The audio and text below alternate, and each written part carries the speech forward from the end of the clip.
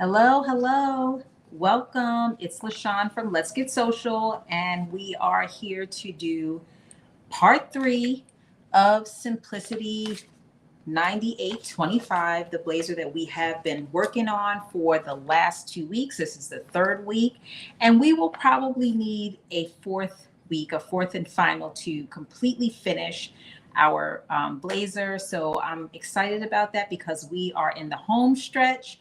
As I mentioned on the prior sessions that we had, or the prior parts where we worked on this blazer, that it is fully lined. And so because of that, we're basically, in a sense, making the blazer twice. And so because of that, we have it's taken a little bit longer to put it together. But I think we're making really great time in that we're breaking this up in 2 to 2.5 hour segments, and we're going to do the same thing today. As of the second part, we got through to we finished step 16, and we are starting on step 17 today. So thank you all for joining. Welcome, Azor. Welcome, Sexy Greta. Please make sure that you like so that it will let other people know that we are here. I really appreciate that. And especially those that have been sewing along from home. If you are sewing along and you're on live and you're watching this in real time, please drop something in the chat, because I will definitely make sure that I address any questions that you have in real time. Otherwise, if you watch this live after the fact and you have questions about how to put a certain part together, definitely don't hesitate to drop a comment on the video, or you can send me a message and I will respond that way as well.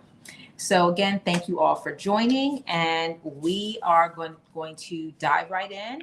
Our goal for today, again, I'm not sure if we're going to finish it, but our goal for today is to completely finish the lining. And so in part 4, which we will do next Friday, we will literally be putting together the lining and the actual blazer, which we have constructed the majority of it already. We're just going to be doing, I think, putting our shoulder pads in today, which is something that I thought we would have been able to get to last week, but it is literally the step that we are going to be starting on today. And then we're going right to our lining. So the goal for today is to get done our lining. And so we're going to see how far we get. And so with that said, I am going to just do a quick little recap. The last thing that we did was we put in the sleeves.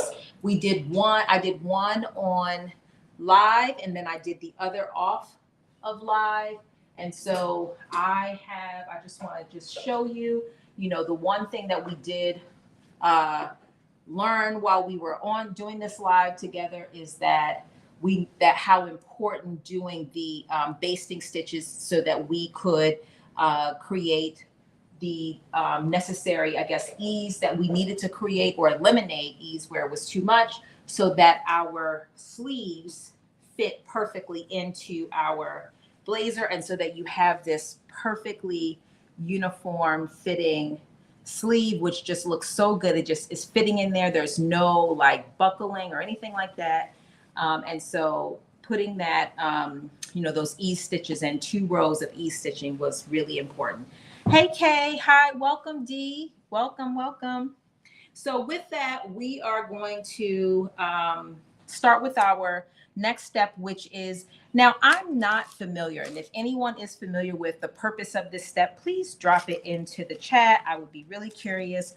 But one of the things that the step 17 asks us to do is it asks us to cut 2 pieces of fleece from a remnant that you had. And of course I did have some, and it said cut basically a 2-inch piece of fleece for the sleeve heading.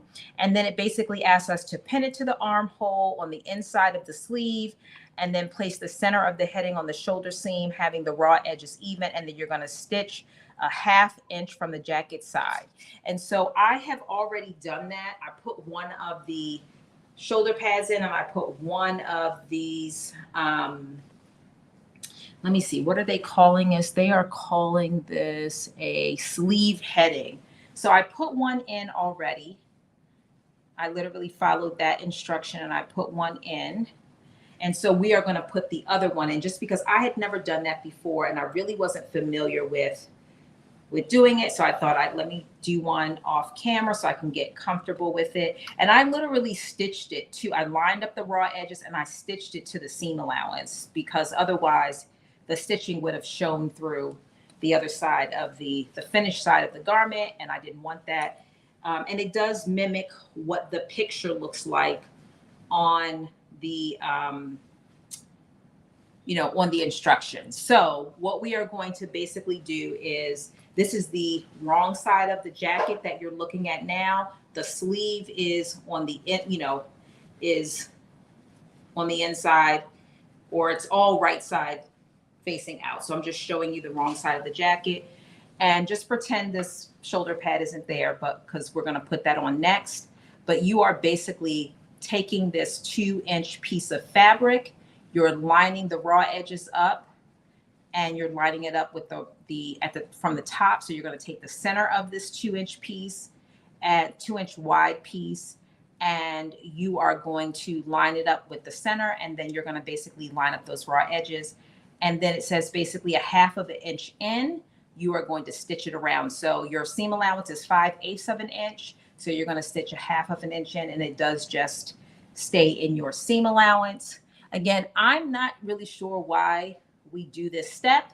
All of this, the shoulder pad and this, what is it called again? Sleeve heading, is all hidden because you will be putting your, lining over top of it. So you won't see any. So my thought is that it's probably for comfort. So we are literally going to do the same thing on this side. So this is the inside of the jacket. I'm literally going to, and I took put a little snippet in there just so I can know where my center is. And you have, of course, your seam right here that you can line it up with. And I'm literally taking it and putting it in, lining up the center with that center and clipping it. And then I'm just clipping it all the way around, lining up the raw edges. And then once I do that, I am going to then just stitch all the way around. Hi, Shamira. Hi, Livette. Welcome. So I have another question. So again, okay, so Shamira says it helps to shape the shoulder and keep the shape over time. Okay, thank you, because I was like, I'm not really sure why we're doing this step. So now we have our answer. It helps to keep the shoulder shape over time. And look, knowing me, I went and looked at some of my blazers because I have a ton of blazers. I'm a blazer person. Like, I wear blazers all the time with anything. Like, there's nothing, in my opinion, that a blazer can't fit with, shorts included, everything. So anyway, I was like feeling in there, and I was like, I don't really feel anything. I don't know. But I was like, we're going to do it because we've come this far. It's a simple step. So what you see right now is pretty much that this sleeve heading is on the ends. It's on the inside. The edges of it are lined up with the edge of the armhole and the top of the shoulder. And then we're literally going to 1/2 inch in, which is again in our seam allowance. We're going to stitch all the way from one end to the other. And that is what we are getting ready to do right now.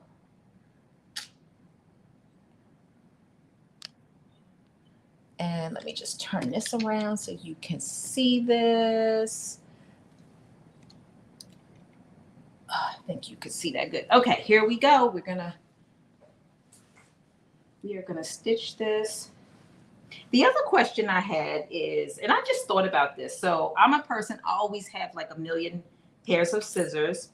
Do you consider your interfacing fabric or paper? And the reason why I'm asking is because I want to know, what do you cut your interfacing with? Do you cut it with your fabric scissors, or do you cut it with your paper scissors?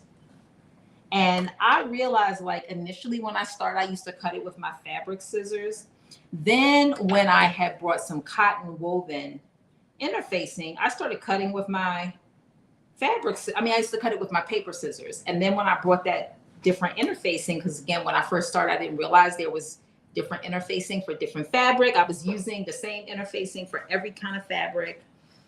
And so I'm just curious what other people do. Like, or do you just cut different ones with different fabrics, or do you have your own scissors for your interfacing? I'm curious to know what people do. Okay, let's see. So Shamira says fabric, cut it with cheap fabric scissors. Okay, look, I've been cutting mine with fabric scissors lately, so I feel like I'm doing the right thing. If Shamira says that's what she's cutting hers with, then it's got to be the real deal. So we are cutting our interfacing with fabric scissors.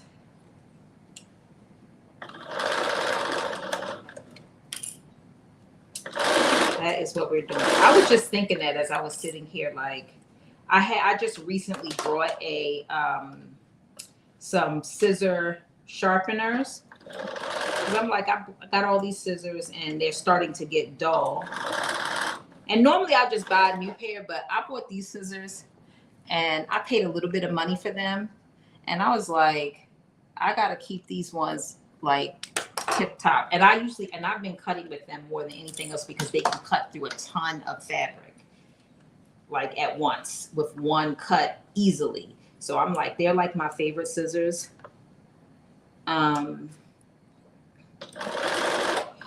So I'm like, okay, let me get a sharpener.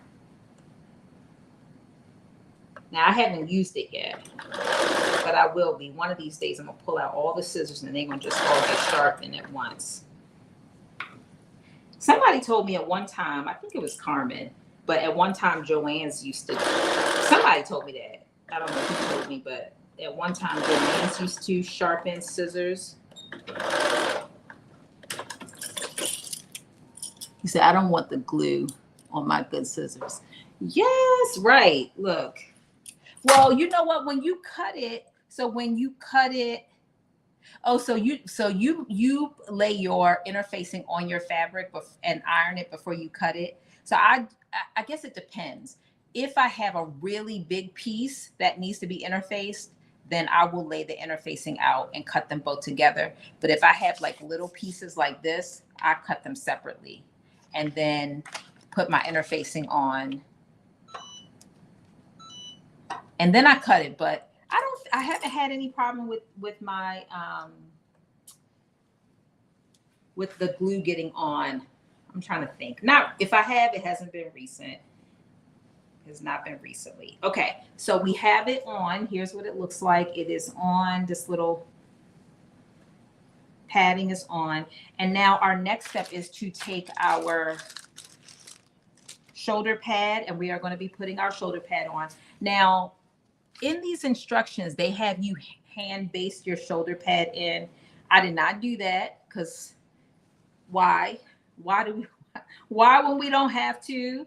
So what I did was I literally took the seam allowance. You can't really see it that well because it's interface, but I basically I laid my shoulder pad, lined the raw edge up with the, arm edge. And then I literally stitched a stitch across my, right in the seam allowance. And then I did two. I did, because you have your seam allowance, which if you fold it up, is two separate little pieces.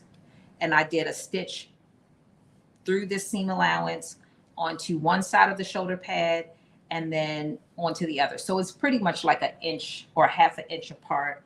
It's two pieces stitched. Well, I could just show you. You can see it from here. So this is what it looks like stitched on. And that's what I did. I did not hand stitch it, but that's what the instructions tell you to hand stitch it. And so I am not going to be hand stitching it this time either. I'm going to be doing exactly the same thing that I did, because why would I hand stitch when I can sew it on? And so that is exactly what I'm going to do. The same thing, just stitch it right onto the seam allowance so that it does not go through.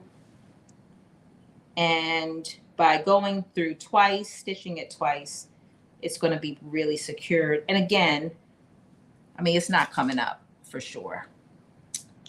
It is not coming up.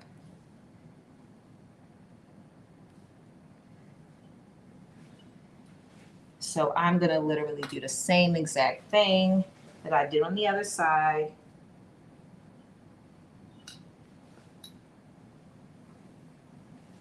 The hardest part is just trying to finagle this under, which is not hard. It's just making sure you do not have, oh, nope, sorry, wrong thing. You do not want to put the whole thing under there.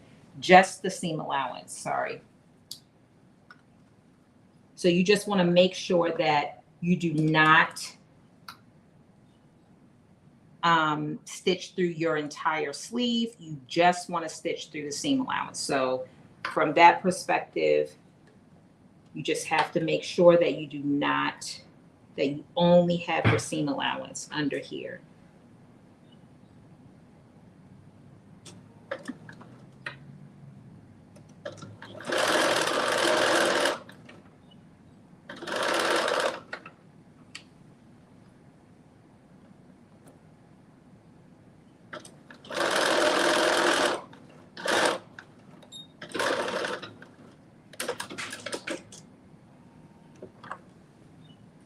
And then you just check it, make sure that it's not, that you didn't stitch through the wrong part. And then you just do the same thing on the other side.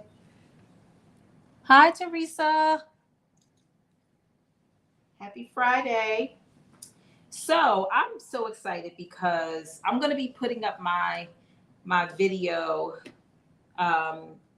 talking about my fabrics and my patterns and everything for Fractales. So I just got my third, so I will be using 3 different patterns to make my Fractales, my Chicago Fractales garment. And I just got my third, pattern in. It just came today. And my fabric is a little bit delayed, but it is scheduled to arrive on Monday. But I did get I ordered some swatches because I was like, the fabric just costs a little bit more. And I really wasn't sure like what the fabrics were going to look like. And I'm so glad. I'm almost never, this is only my second time in the 2 years that I've been sewing that I've ever ordered any swatches. But I'm so glad that I did, because let me tell you, the fabric that I was planning on ordering is the one that I like the least of the 4 swatches that I ordered. So I'm so glad that I definitely ordered the swatches. So I'm going to talk a little bit about it. And then I'm just, I'm going to start cutting out. My goal is to this evening, in fact, when we finish this live, I'm going to start cutting out my patterns, all the pieces that I need. I'm not technically making a muslin, but I do plan to make my garment in 2 different fabrics. One is one that I plan to make it with, but I also want to have a plan B. And I will just tell you, this has happened to me. So when I think about all the Fractales that I've been to, I've had one successful Fractales in terms of my garment, meaning that my garment I didn't have to make any adjustments. It turned out, it was everything that I envisioned it to be. It was perfect.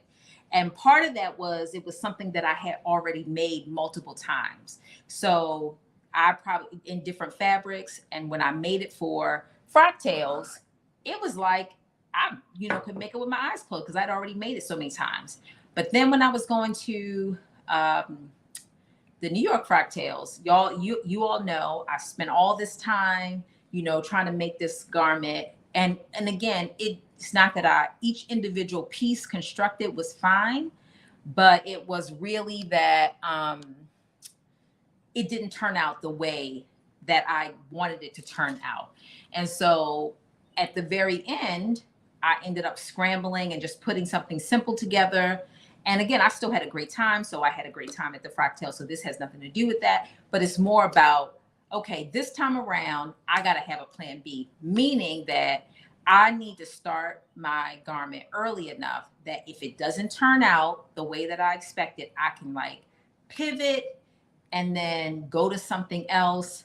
And so I'm thinking through that whole process right now so that I can pivot and go to something else and not be in a situation where I'm like, oh, you know, it's the week before Fractales, and I'm like, I don't like what I have, and then I end up making something like really simple, and it's okay, but it's not what I want. So I'm trying to avoid that. We'll see how it goes. We'll see. So Deborah, you said, oh, and Levette, you said, seems as if I've been sewing for years. I've only been sewing for 2 years. Yeah. So my sewing anniversary is, let me see, June. I think it is June or July. I have to go back and look. But yeah, so I started sewing in 2022. My daughter and I started sewing together. And well, she had been sewing on and off for a while because I had given her a sewing machine that I had bought like 10 or 15 years before, but never used it. I went to one of those sewing convention things when I lived in Pennsylvania and bought this industrial Singer sewing machine. And it was up in my cabinet. I never used it. I ended up giving it to her, and she was just sewing, you know, on and off over time. And then I forgot what happened. She was like, oh, you know, you want to, or maybe I asked her, I don't even remember. But at this point, we decided to make a jumpsuit together. And she picked it out because I was like, you pick something that we can do. And she picked this jumpsuit. Let me tell you about this jumpsuit. This jumpsuit had a belt. So you talk about somebody who has not sewn anything. I never even used a pattern before. This thing had a belt. It had an invisible zipper. It had gathered, you know, sleeves with elastic. I mean, I had no idea what I was getting into. We thought this was easy. I mean, it took us probably forever to just cut the pattern pieces out and to understand the instructions. I mean, it was a whole mess. It was a mess, but we had fun together. Ultimately, when I look back on it, it was a really good experience. And I think it was a good thing. I was just reflecting on this the other day as I was going through my stuff for the Me Made May. And I was like, it was kind of good that I didn't really know the difficulty or the skills, because I probably would have never picked that pattern, or I probably would have underestimated my ability to be able to complete it. But we completed it. It looks good. Now, of course, I still keep it, and I feel like it'll always be like my favorite thing, because it's the first thing I really made. But I look at it now and I'm like, oh my, I mean, I pick out like all these little flaws, like how the invisible zipper is not really invisible, and it's not straight, and the belt is like all crazy looking. But you have to be up close to even see all that. Like I would wear it out, because the regular average non-sewist person is not going to know. But I would not wear it to Fractales. But you know, I still love it. And in fact, one day I'm going to make it again, because I still like it. It's a cute pattern and I like it a lot. Okay, so let's talking more sewing for me. I'm talking for me. Okay, so we did step 17, which was we put in the sleeve heading. We did step 18, which is that we put on the shoulder pad. I already again did the other side, so you only see me sew in one side. And now we're going to step 19, which is we are going to start working with our lining. So I'm going to put this part of our jacket on here. Now, I don't know what I'm going to do about this jacket, because as you all can see and have been seeing for quite some time, you know, I'm using a whole bunch of different fabrics with this jacket. So I've got jean for the sleeves. I got linen. The bulk of it is linen. And then I got some micro suede. And then I got some, I don't know what this is, some other types of fabric down here, a whole bunch of different fabrics. But this linen is just like wrinkling like nobody's business. So we're going to see, once it's all said and done and finished, we're going to see, like, I'm going to have to steam the mess out of this thing. Thank you so much, Deborah. Thank you. I appreciate that. All right. So we are going to pull out piece 10, and we're going to pull out piece 15. These are our lining pieces.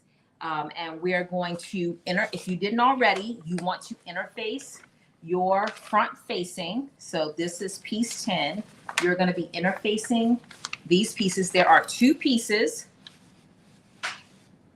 So again, this is similar to our front pieces that we've already done. So we're literally going to be repeating in terms of how we sew these pieces together. We're going to be repeating what we've already done because we're constructing literally another blazer just with the lining pieces. So here are my pieces already lined. So Deborah, one of the things I always think about when I'm doing these sew-alongs is I think about the questions that I had when I first started sewing. Like my thing, when I initially started sewing, I will only pick patterns that had a sew-along because again, it took me so much time. I'm talking about probably hours sometimes to try to understand the instructions. And so I can't even think about how much time I spent just trying to understand the instructions before I even started sewing. Like I would have to spend a whole 4 or 5 hour block of time just cutting out the pattern and the fabric. I mean, it would take me hours before I could even sew. Then I would sit here and what does this say? What does this say? And trying to understand it and not really even understanding the pictures or anything like that. And so that was really my motivation for doing these sew-alongs. Not that I really have been sewing all that long or that I'm like this supreme expert sewist, but it's about just trying to walk through the process and show that, if somebody like me who's only been sewing for 2 years can figure it out and be comfortable figuring it out, that maybe someone who is thinking about sewing, 1, will be encouraged to sew, and 2, won't be as intimidated by trying something that they might be interested in.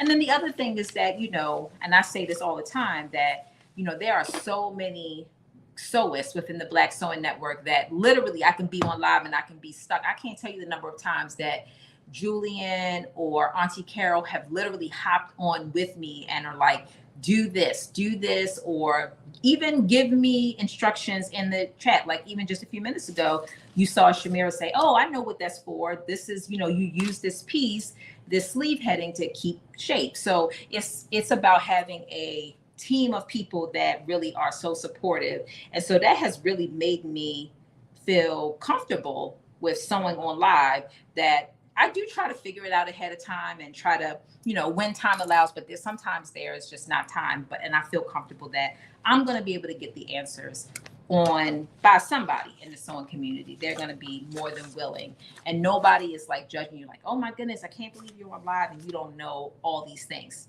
I've never encountered that experience since I've been sewing live, which has been, I guess, a little over a year now. I want to say maybe October so the year I started sewing, I started going live probably October or December, somewhere around there. I started going live sewing.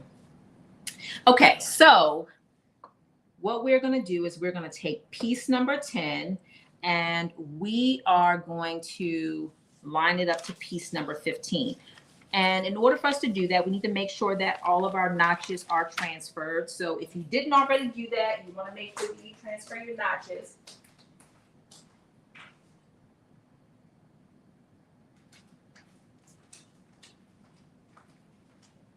I feel like every time I start sewing, I start out cold and then I get hot. So I have to I take the heat. So for those that know me, I keep my heat on 24 hours a day, 7 days a week, summer, winter, spring, and fall. And I start out cold and then I get hot. So I have to go turn the air conditioner on, which I never do except for when I'm sewing. Okay, let's see. Year and a half. Oh yeah, okay, October. See, Carmen knows. Year and a half. I thought it was October. So in October, it'll be 2 years that I've been sewing on live. And it's been great. I really do enjoy it a lot. And I'm trying, and I said this a couple of lives ago, but I'm also trying to do something a little bit different in terms of how I'm sewing on live. So instead of doing one new garment, and I'm not saying it's gonna be like this every single time, but instead of doing one new garment every every live, every Friday. What I am trying to do is maybe do one garment over 2 to 4 lives. And so that's what we're doing with this blazer. Because y'all know, y'all go back, if you go back and look at some of my lives, they'll be 4 or 5 hours long while we are working our butts off to finish the garment. And you know, if you're a new sewist, even if you're not a new sewist, you may not just want to be sewing something for 4 hours, 5 hours straight. And so that to me, I think can discourage people from wanting to sew along with you, because when I first started sewing live, I had a lot of people sewing along. And I think as I was picking maybe more, I think I was picking a lot more what I would call beginner friendly patterns. And now I think I pick a little bit more not beginner friendly patterns. And so they do take a little bit longer to do. And so I'm trying to, you know, I want to do some beginner friendly patterns for sure. And so some will be that. In fact, the pattern that we're going to do at the end of the month is, I haven't put it up yet, but you all will get to see this, what we're going to do when we finish this blazer. We're going to take the last 2 weeks of May and we're going to do McCall's 7757. We're going to do the top one week and the pants. And this is very beginner friendly. So I'm excited about that because I will be wearing that when we go to Chicago. So I'm excited about that. I'm excited about being able to wear that. All right, so I think I've transferred nope, I got a couple more. So I'm just transferring my markings because this is the other thing too. And again, I'm just sharing this with you because these are all things that happen. I'm using chalk now, but when I first cut this, I used invisible ink. I think you all might have heard me say that. And it will disappear. So we doing this. This is week 3. I cut this 3 weeks ago. And so the ink is gone. I have no idea where the markings are. So I brought chalk this time to be able to transfer these markings because they are all gone. So I like invisible ink, but it's not, if you're not going to sew it all in one session, you probably need to be using chalk, because otherwise you'll be not wasting your time, but you will be taking time to do your markings twice because you've done them once and then you got to do them again. And that's what I'm doing right now. Is marking these again.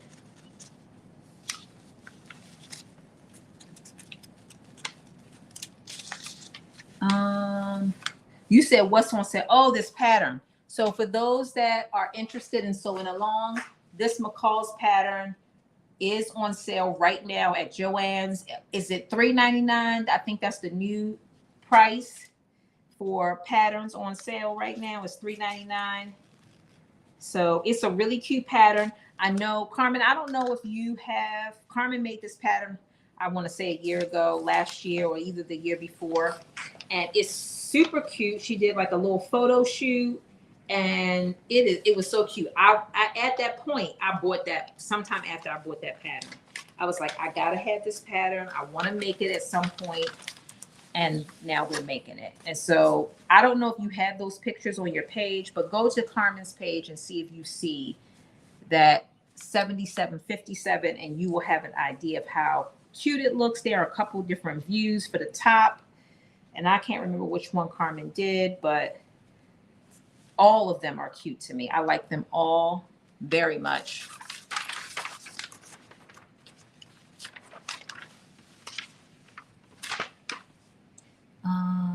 Oh, and Deborah said it too. McCall's is on sale at Joann's. Thank y'all both.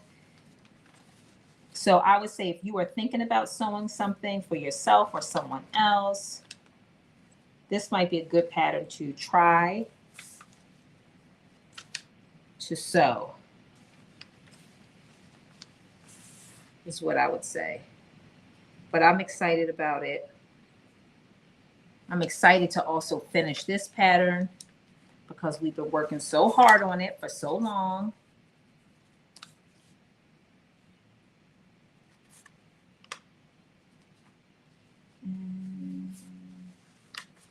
just transferring this pattern, this, and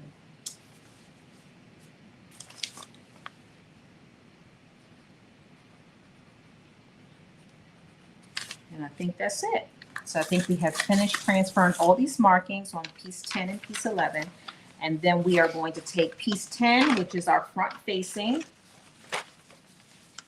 and right sides together. So I'm gonna lay piece 10 out, and I'm also gonna lay piece 11. And let me just share that so you can see that. Piece 10 and piece 11 are both right side facing up. Just move this out the way so you can see. And then I'm taking piece 15, and you are putting them right sides facing, lining up your notches and your markings.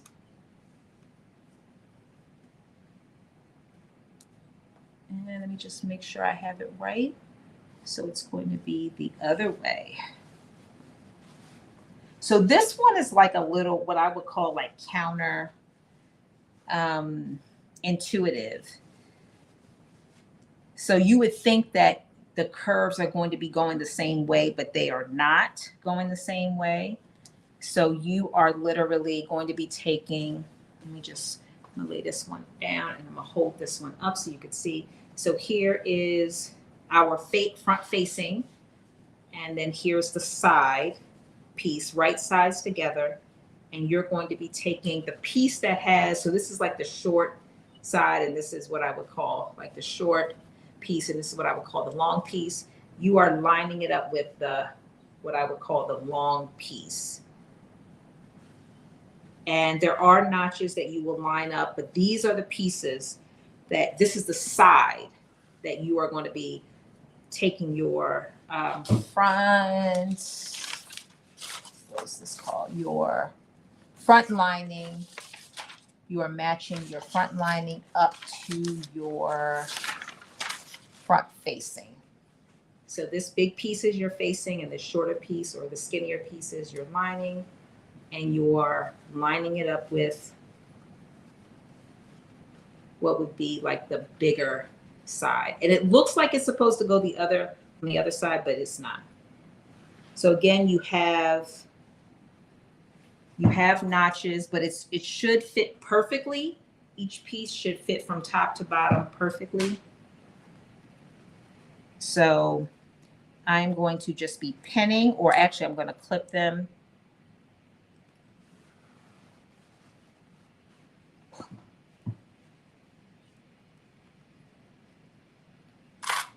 Which is my favorite way. Hey, Tydree.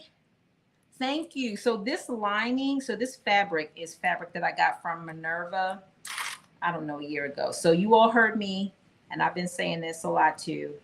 I'm trying to use my stash, things that I have. So literally how this blazer came together, this is stuff, all stuff that I've had, like remnants of different fabrics that I have. That is what is making up. So it's color coordinated based on remnants that I had, all different kinds of blue. And I've made a dent in my, I mean, I still got a lot, but I definitely made a dent in my fabric stash. It's still called a stash, but it's getting low. Okay, so I'm just going to show you this one more time. It's really hard to see because the fabrics all look the same, but this is what it will look like. Right sides. Here we go. I could show you this. So this is their right sides facing. So when I open it, this is what it will look like. And I'll show it to you again after I stitch it together. So we're doing the same thing on the other side.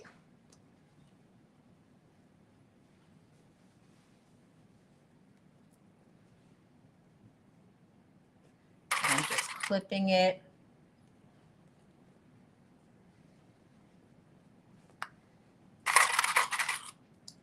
clipping it, clipping it, clipping it. Yeah, so I'm excited to start, cutting out my patterns tonight for my Frocktails outfit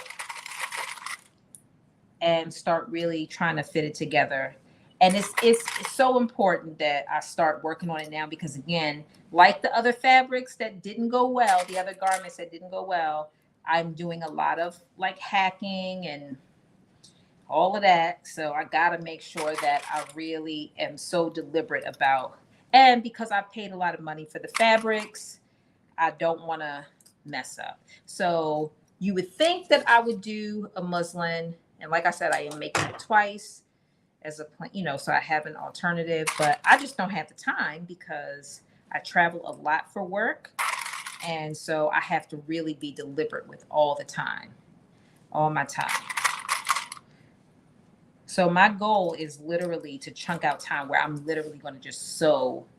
After I have everything cut out, I'm going to just sit down and just sew it. So I'm going to know in the next 2 weeks whether I got to do something different or I can roll with it. I am going to know. It's not going to come down to the wire. It's going to be a done deal. Okay, so I have clipped both of these together. And now we are going to be sewing them together right now. I did also, just so that for those that may not be aware, I did serge my fabrics, everything except for the jean, unless it had interfacing on it, and then I did not serge it.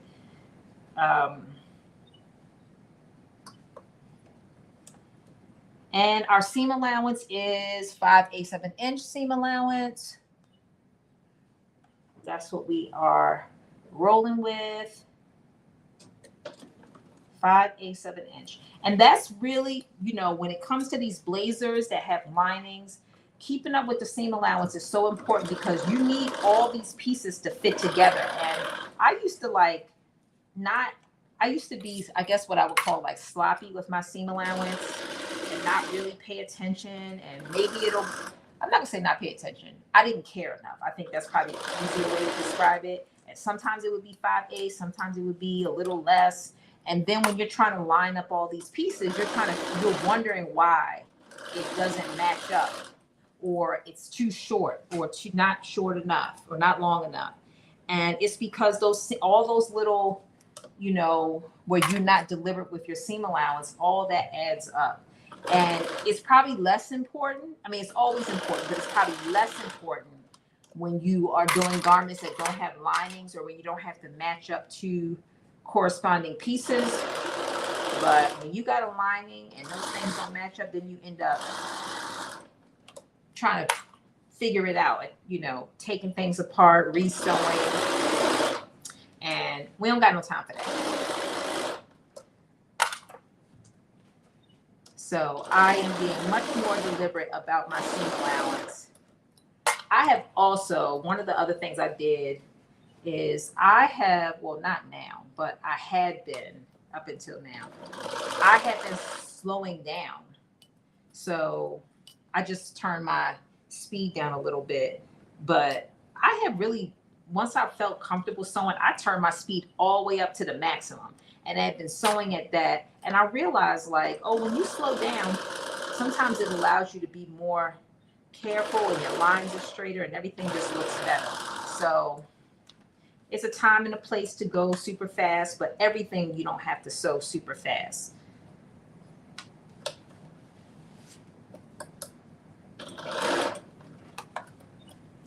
So as I'm sewing this, I'm just making sure I don't have any, bulkiness underneath.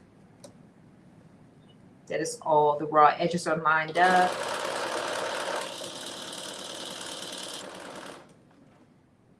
And I think we are good to go. My back stitch.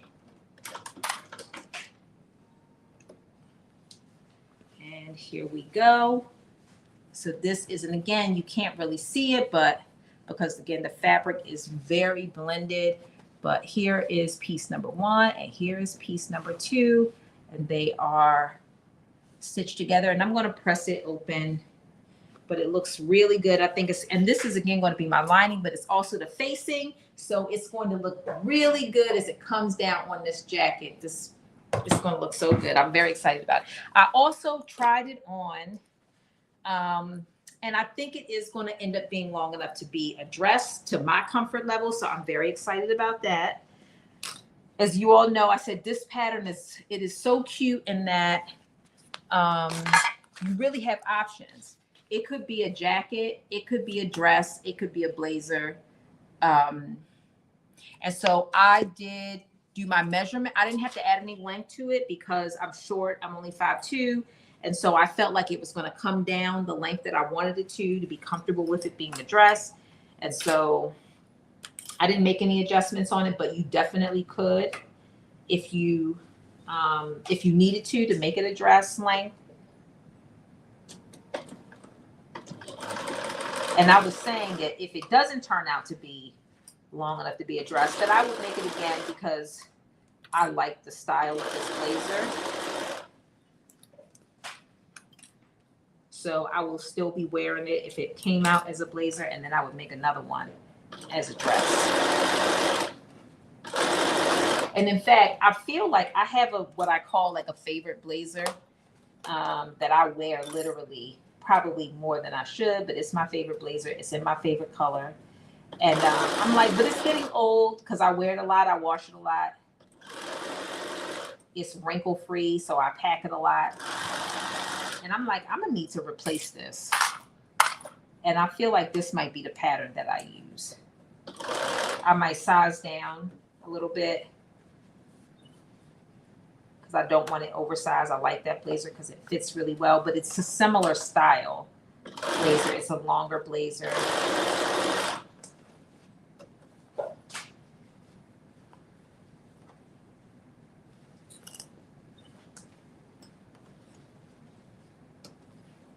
So I'm thinking I might make this again as a blazer as well.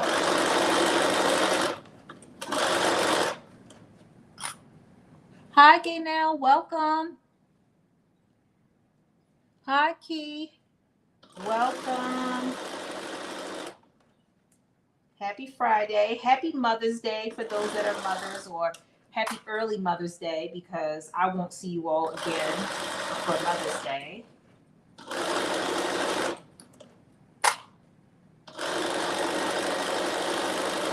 Hopefully y'all are getting all the relaxation that y'all deserve on this day. Look, did y'all see? I know it's the meme is going around, so I know y'all all saw it because I saw it again this year, and every year I see it, I just die laughing. But it's the newscaster, the news anchor woman who is doing a bit about Mother's Day, and she just goes completely off script, and she's like, I can tell you what mothers want for Mother's Day. They want some time away from their families and a little bit of rest. And then she was like, oh, I'm sorry, the script doesn't say that. She was like, mothers want cars, mothers want flowers.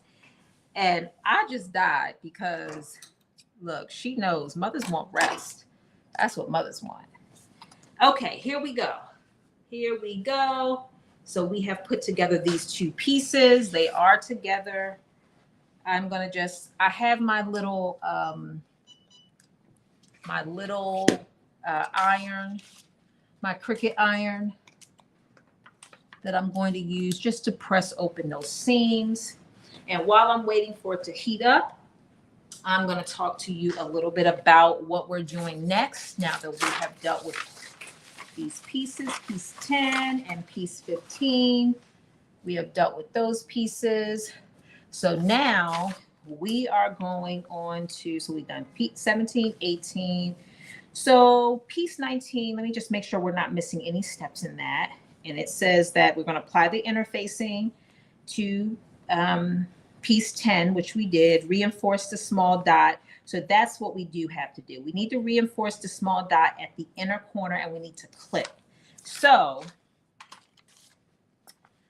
on this piece, so this is our piece, I think this is piece 10. Yes. On piece 10, there is, and I've covered it up, so I'm going to redo it again, but there is a dot that is on this piece right here. And it's like right inside, right at your seam allowance. You are going to basically do a reinforcement stitch. So it's similar to what we've done before, which is that you're going to go like a half an inch to the right.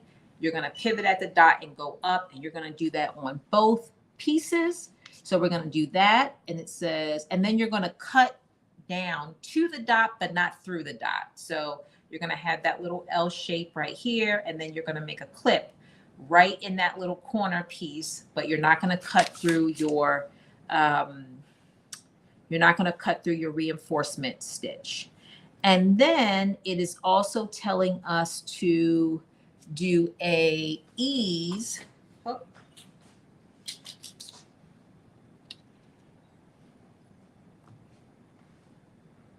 No.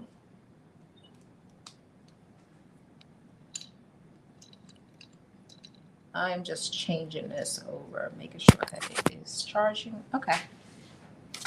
And then we're going to do let's see, we have to do an ease the front edge of the lapel from the front small dot to the notch between the small and large dot. So it is telling us to do an ease stitch on piece 10 as well. And I don't know why they have us do it after we stitch these two pieces together. It seems like it would be easier to do before, but basically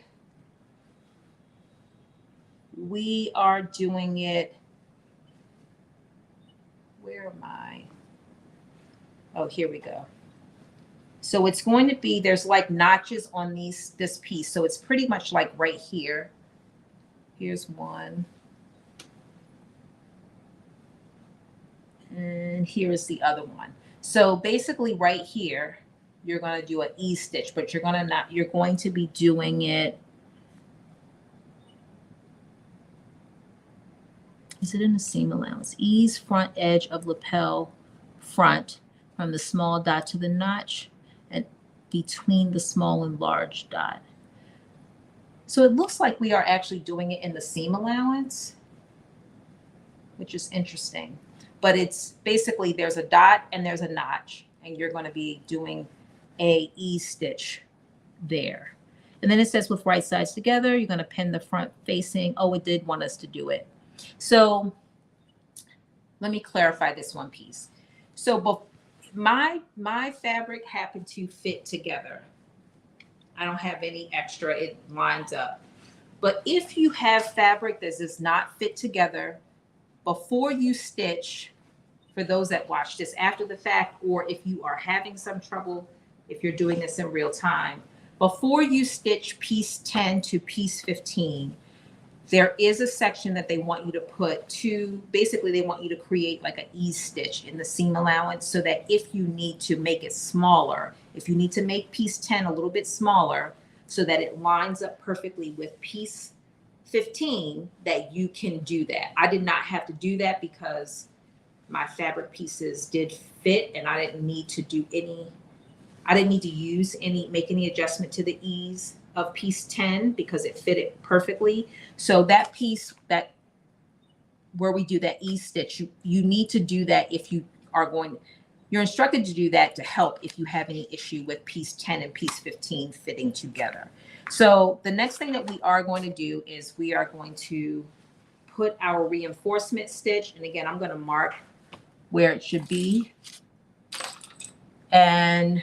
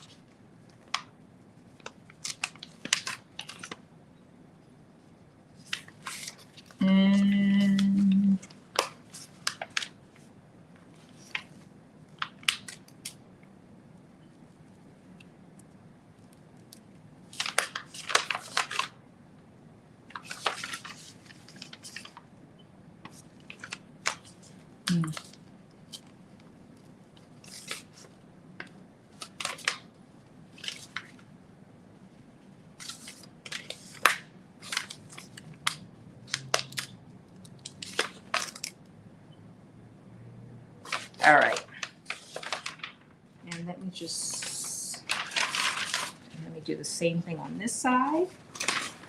And then I will show you.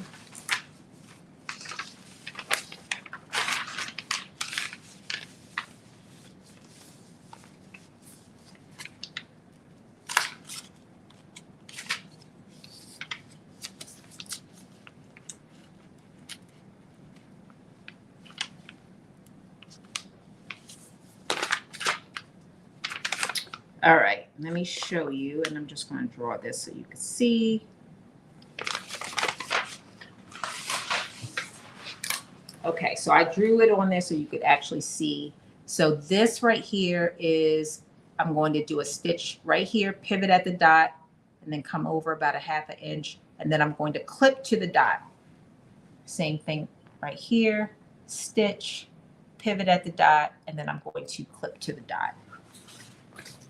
Hi, Grown and Opinionated. Welcome. Hey, Anthony. Welcome. All right. And so we are, again, when we're doing these reinforcement stitches, we are doing them within our seam allowance. So that's important because it's going to be hidden.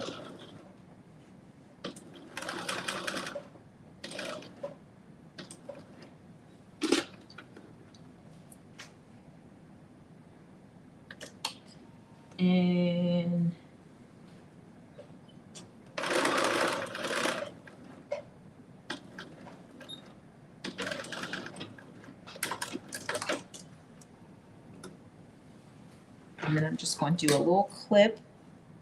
Again, to, but not through.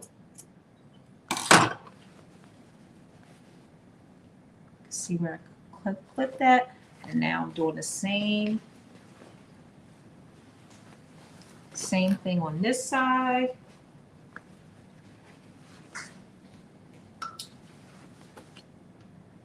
My thread just came out.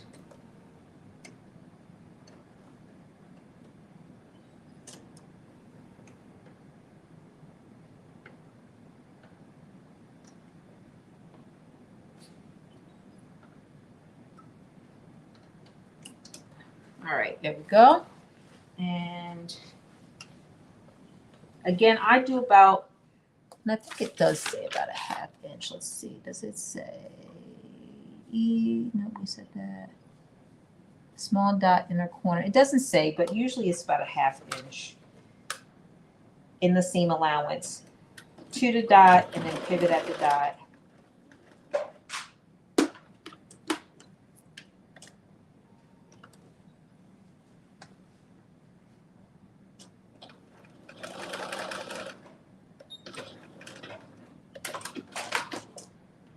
And now I'm going to make a small cut.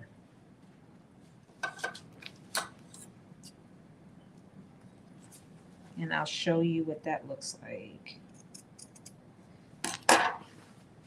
And here is what it looks like. And you can see I did that little cut.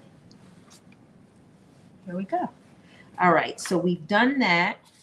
And now it is telling us to right sides together. Okay, so we've already attached piece 10 to piece 15. And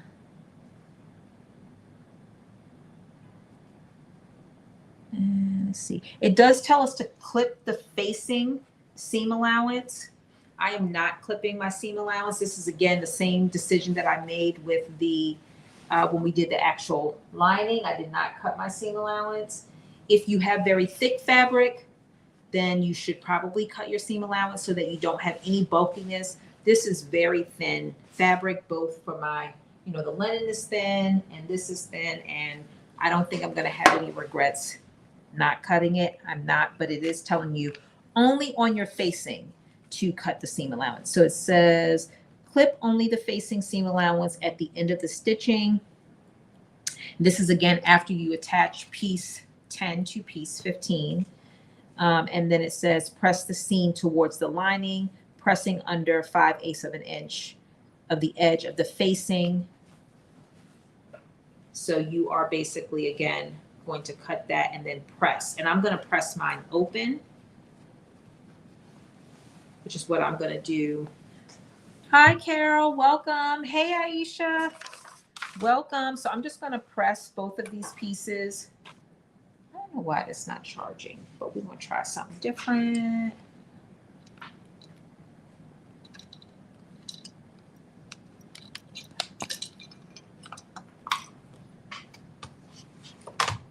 Let me try to charge it with this.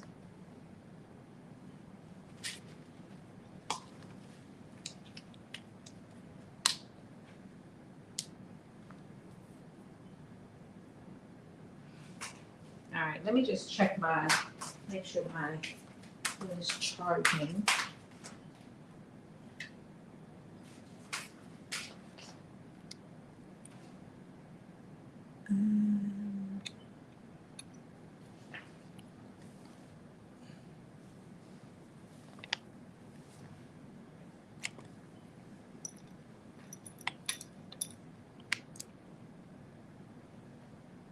All right, we'll see. Looks like it is charging. I just don't want any of my cameras to shut off while I'm in the middle. All right, so I'm gonna press this open, and then while I'm pressing this seam allowance open, I'm gonna talk a little bit about what we're going to do next, which is that we are going to now take our piece number. We are going to take our piece number 6, which is our back piece. And it says that we're going to cut a one inch from the lower edge of the back and the side front and side back, which is piece number 2, the lining sections. And then we're going to stitch the center back edges of the lining. So that is what we're going to do next. So we need our piece number 6 and our piece number 2. And I have those 2 pieces out. So this is our back and our side back that we are going to be working with next.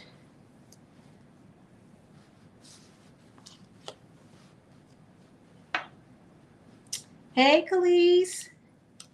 I just finished talking about our jumpsuit that we sewed together.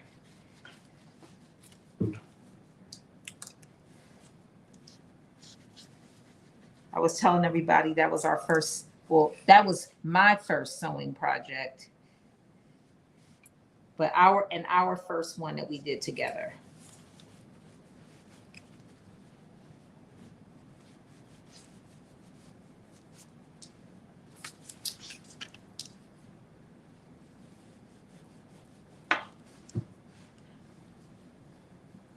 Hey, Survivor, welcome.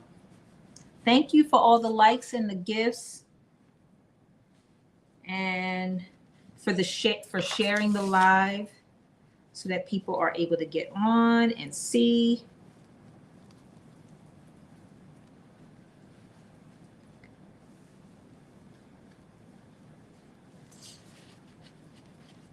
All right. All right, one down. I'm just going to move this over to the side. Okay, good. For some reason, my iPad was not charging, and now it is. So I don't know what was happening, but it was not liking the charger that I had plugged up to it. It's not feeling it.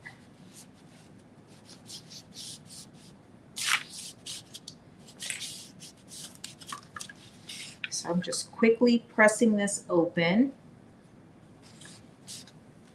I can't wait to put this, attach this lining to the jacket, because I just can't wait to see how the colors just complement each other really well. I'm just excited about that. And also I'm excited because I was a little nervous about putting together the different textures of fabric, you know, having some suede and having, I don't even know what kind of fabric, remember what kind of fabric that I'm using for the lining, but it's, you know, it's different. And the 2 different colored jeans and the, you know, the linen, just putting all those different textures together into one garment.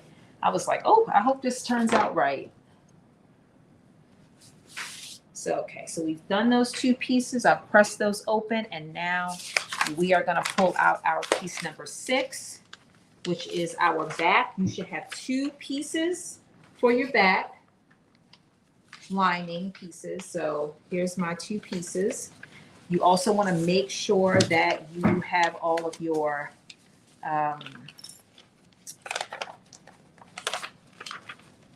notches and markings transferred. So I'm just going to take a minute and remark mine with chalk. Thank you. Hi, Miss Tata. Thank you, thank you, thank you.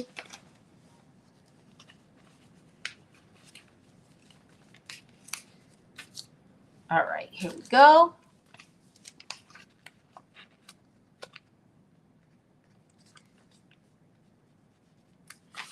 And I expect this part to flow a little bit quick because, again, we are literally doing the same thing that we did when we put the actual fabric pieces together. This is the lining pieces that are very similar to the fabric pieces that we've already did. So we've worked through, all of the what we would consider any tricky parts. We've worked through those already. So not that we remember them all because we did that. And then here is piece number 2, which is the side front and side back. And this is the lining pieces, side front, side back lining. And we're going to do the same thing as we did with number 6, which is, again, make sure that we transferred our markings. And, again, for me, I just have to remember next time that if I'm going to be doing something over the course of multiple weeks, that I don't use that invisible ink because it will disappear. It does not stay on for weeks.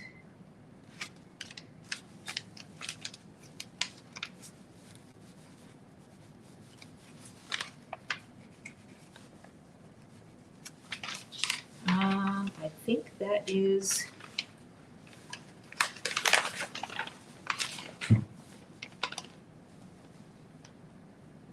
that's all the pieces. All right. Let me push this piece number 2 right here. And now we're going to talk about, and let me just transfer this dot. I just see this dot that I did not. I think that's it. There we go.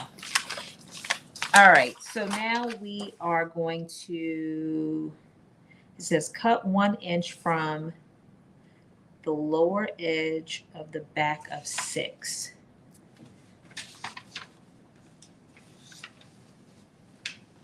Cut 1 inch from lower edge of back of 6.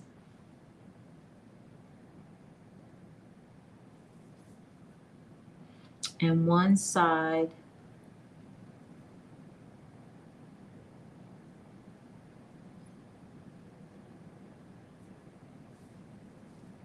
stitch center back edges of lining.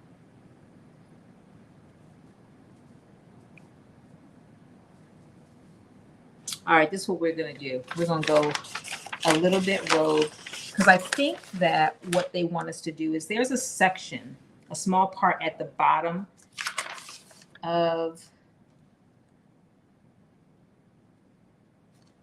where the back meets the side.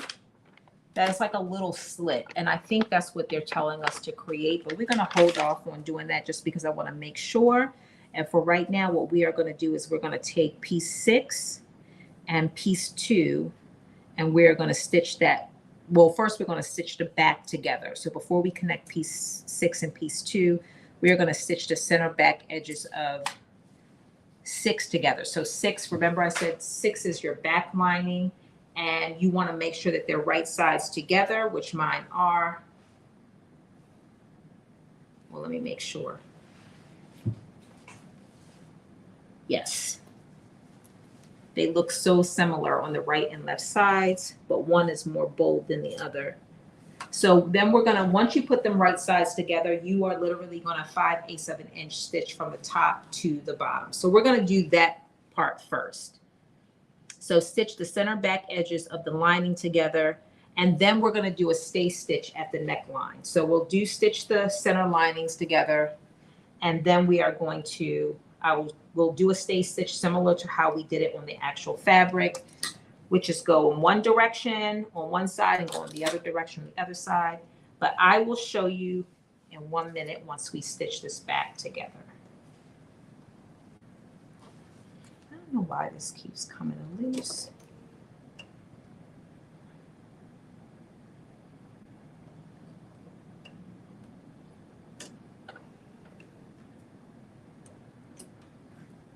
All right, here we go. And again, I'm doing it 5/7 inch seam allowance. Lining up all my raw edges. Making sure I don't have any, gathering or anything underneath, so that it's a smooth stitch from top to bottom.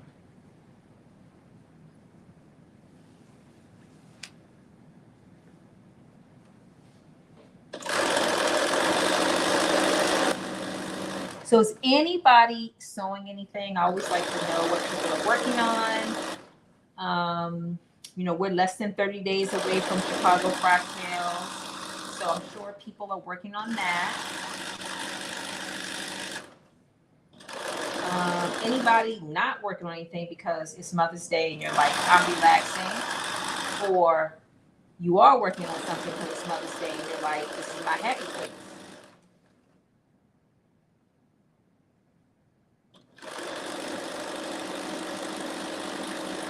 Or maybe you're working on something for Mother's Day because you're making something for your own mother or other mothers in your life.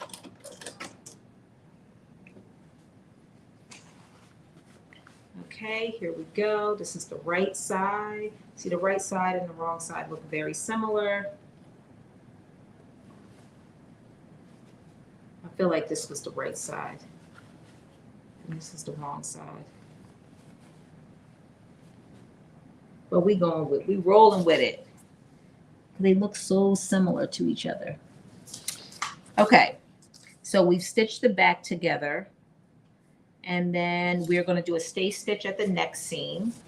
So as I mentioned, we did this before. We're going to go from the middle of the neck and we're going to go out towards the, right to the left side.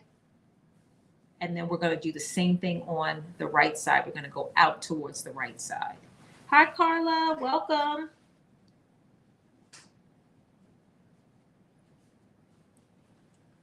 And again, that's just going to help.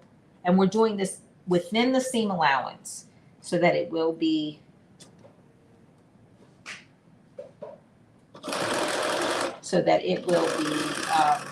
it'll keep your center centered, I guess, so that it's not leaning or pulling towards one side.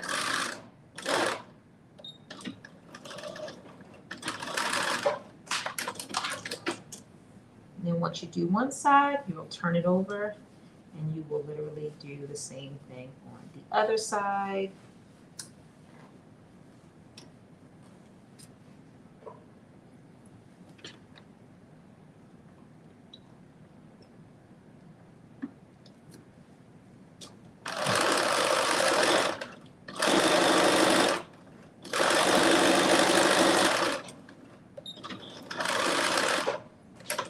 All right, we have done our stay stitch, and let's see, stitch side, front, and back lining sections to the back and the front lining, basically the same thing that we did to the jacket. So we are going to take our side front and side back pieces. So So you will have 2 of those pieces, and you're going to put 1 on each side. So right sides together.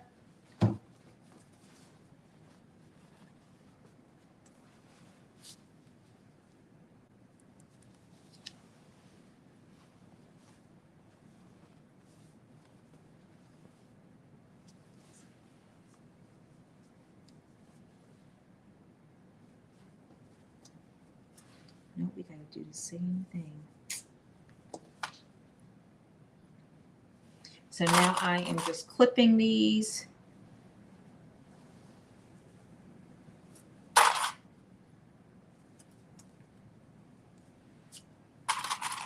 Hey, Joshi, welcome. So for those that are just joining, we are doing part 3 of McCall's 9825, Simplicity 9825. It is this blazer that we're working on, or it could be a dress, or it could be a jacket, depending on the length and the fabric that you choose. I'm hoping that mine is going to be, and pretty confident that mine will be a dress.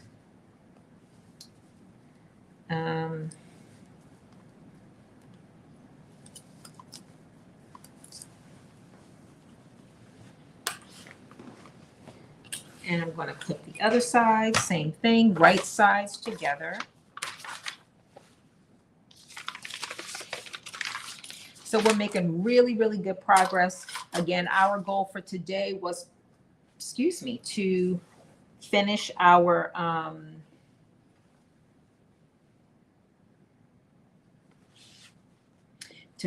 putting together our lining. And we are doing really well with that. Making great progress.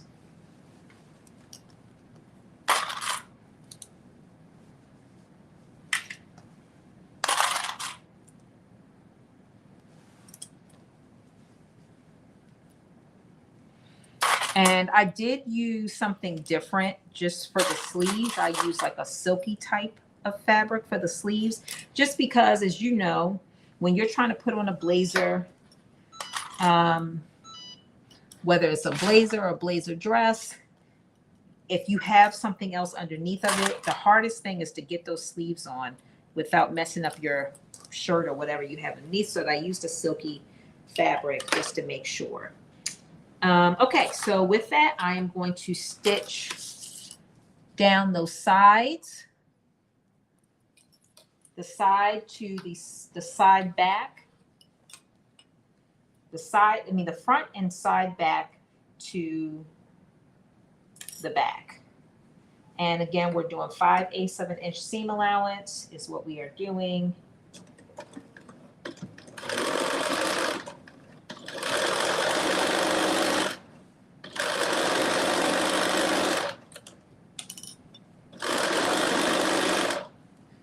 And oh, you could see me pretty good.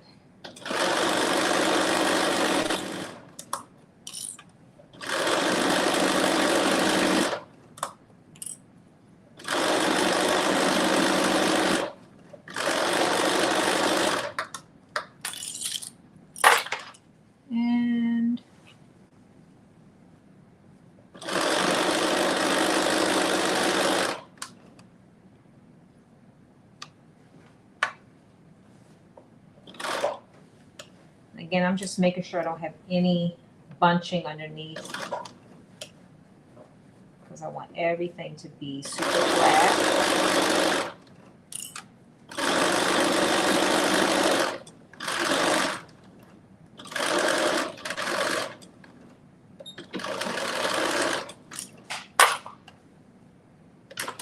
One side done, and now I'm going to do the other side, same thing.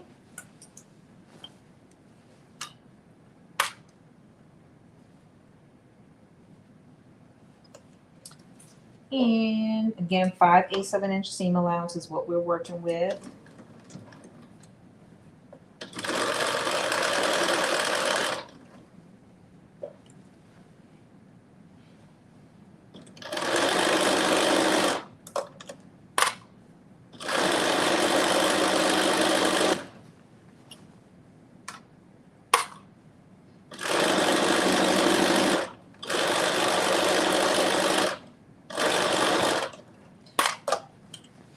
And I'm also hoping, I cut this in a size 16. And I'm hoping that, you know, and it feels, when I tried it on without the lining, it feels a little bit oversized. It is an oversized, you know, blazer. So, but I'm hoping that some of that oversized feeling will go away once the lining is in. I mean, it's not too much, but I feel like it'll be just the right amount once this lining goes into the jacket.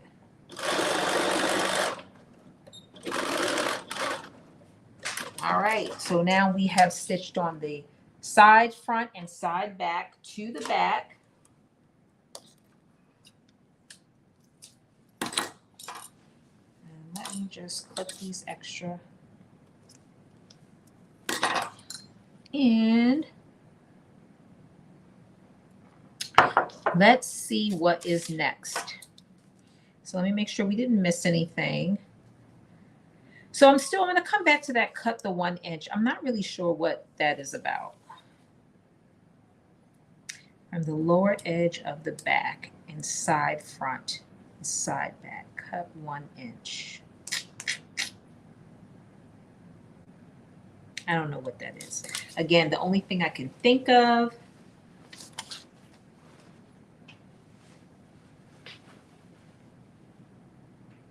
yeah, I don't know what that is. Cut 1 inch from the lower edge of the back. Oh, I know what it is. Now I know. Okay. So basically what it's saying is that they want the lining to be shorter than the jacket. I had to think about this because I was like, I don't remember doing that on another blazer, but I do. Because actually the pattern piece I think was already that way. So when you look at the bottom of this is our blazer right here. This is our lining. This is the back of the jacket. They don't want this lining to be longer than the jacket. They want it to be shorter because the bottom of this is going to come up at this back piece. So what they're saying is basically you're going to take 1 inch off of this whole bottom piece to make it shorter than, you're going to make the lining shorter than the actual fabric piece. That is what they're basically telling us to do. That is why they're saying cut 1 inch from the lower edge of the back and side front and side back of the lining sections. So that's what it's telling us to do, is to take 1 inch off of that so that your lining is shorter than your fabric pieces. And in fact, I'm wondering that when you then stitch your, when you then add your front and side front pieces on, they probably will then line up evenly since this is 1 inch longer. I guess the question that, and well, now I know why they're telling us to do that, because you use the same pattern piece to cut your fabric and your lining. And so the only way that they would be able to avoid you having to cut that 1 inch off is to make you cut a whole nother pattern piece for your linings. And they didn't want to do that, which makes perfect sense. So they're telling us to cut 1 inch off of the bottom of this, is what they are telling us to do. And I just want to make sure before I cut the 1 inch off, I just want to do a double check to see how the side, front, and the side, front, and the front fit together. I want to see how well they actually fit together.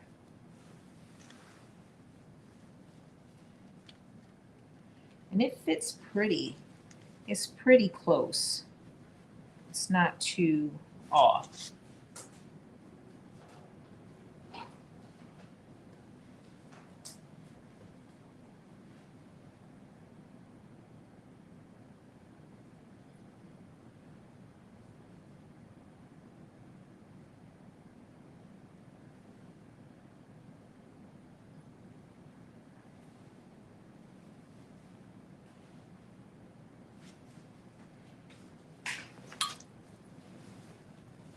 I was just looking at seeing how they fit together there.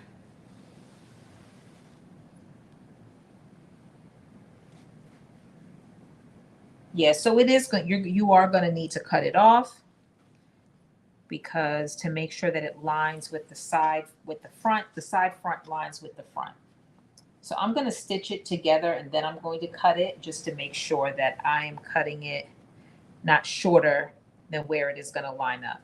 So in terms of the next steps, you are taking your back and side pieces and you are now going to lay them down and you're going to take the front pieces that you already put together earlier and you're going to lay them right sides together. And this is the other side. You're going to put them right sides together. Here we go.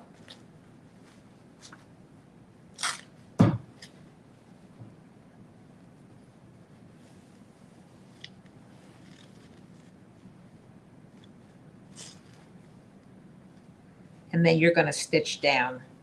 And you're going to start from the part that's closest to the armhole because again, you're going to be cutting 1 inch off of the bottom of your back and your side back piece. Or you're going to be cutting it to make it even with the back and side back. You're going to cut the back and side back to make it even with the front at the bottom. And I'll show you how I'm doing it. Again, it is going to be about 1 inch, maybe just short of in my case.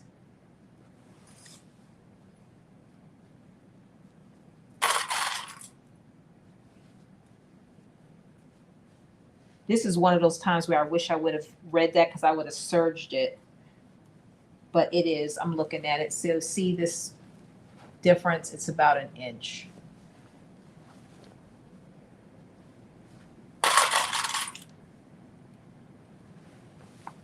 So if you could see that, you'll see you're going to make that even all the way around.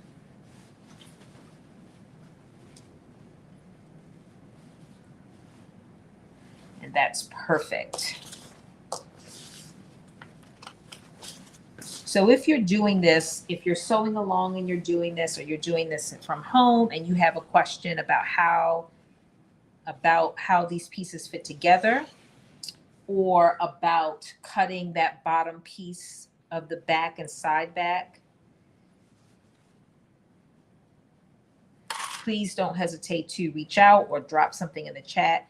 And I'm going to just repeat that part just one more time, just so that it is clear about what it means when they say cut 1 inch off of the back and side back. What do they mean when they say that? And why is that important to do? And I'm going to use my ruler just to make sure that my piece is straight. Okay. So now I have them all clipped together. So again, this is right sides together. I am stitching at the side. I'm stitching the front to the side back and the back piece. And I'm doing that on both sides. And I'm going to stitch from top to bottom, because again, I'm going to be cutting off that bottom piece to make it all align. So we're stitching this at 5/8 of an inch seam allowance is what we're doing.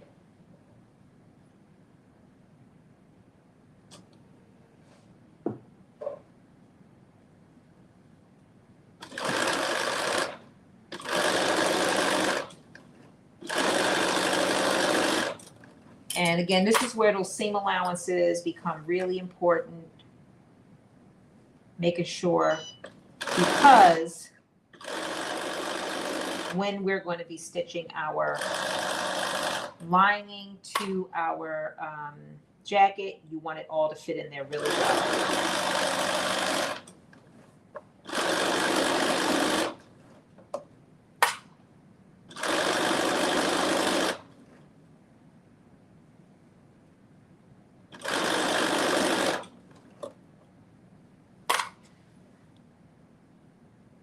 Hi, Rose. Welcome. Let's see. Hi, Tiffany. Hey, Julian.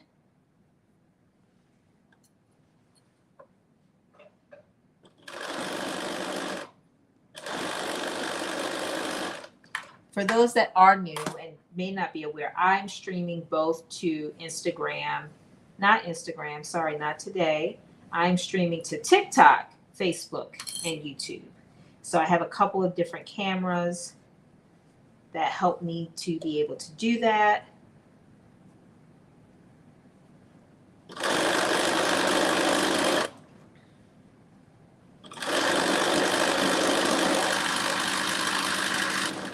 And when you get to the bottom, make sure you do a back stitch.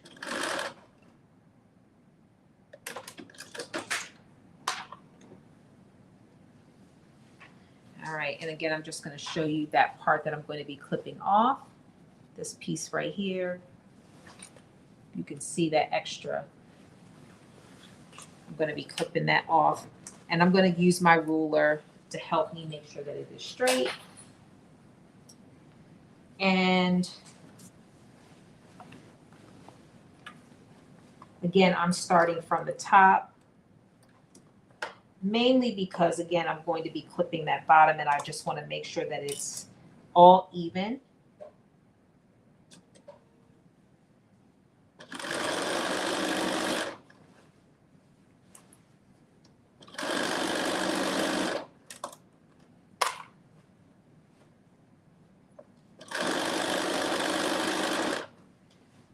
So I'm hoping that there's no sew along for this pattern that's currently out there. I'm hoping that this sew along is really helpful for anybody who was looking to make this blazer, dress, jacket.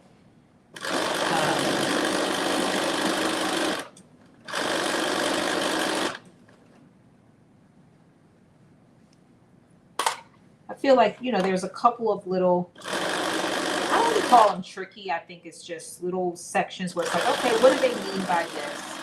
But we've worked through it. And I feel like for somebody else that would come along and sew, it would make it so much easier for them.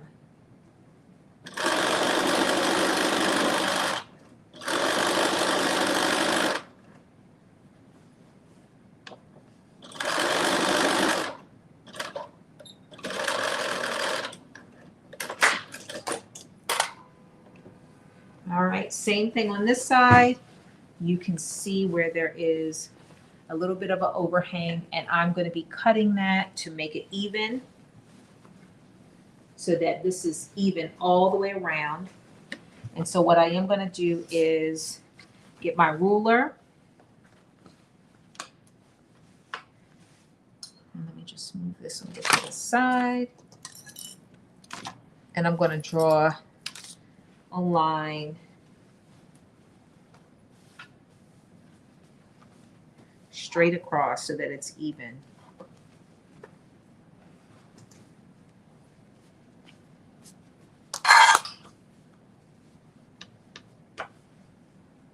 And again, it is an inch. I think that if we were to cut it beforehand, we would not run into any problem, but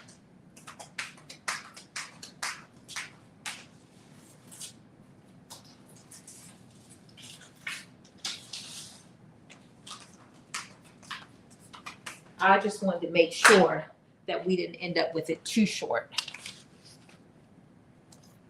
So I feel like this will be.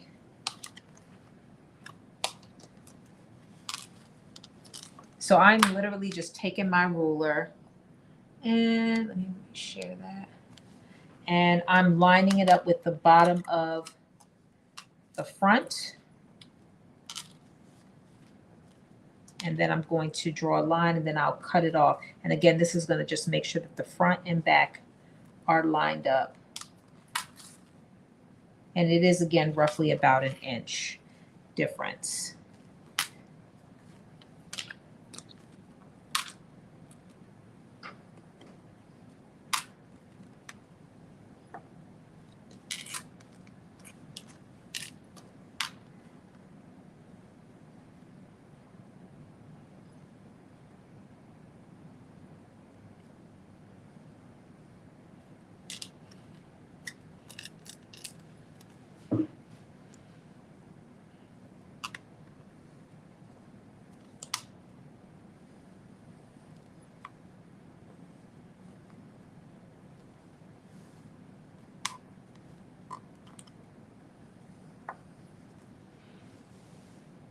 And I may go back in and serge this, but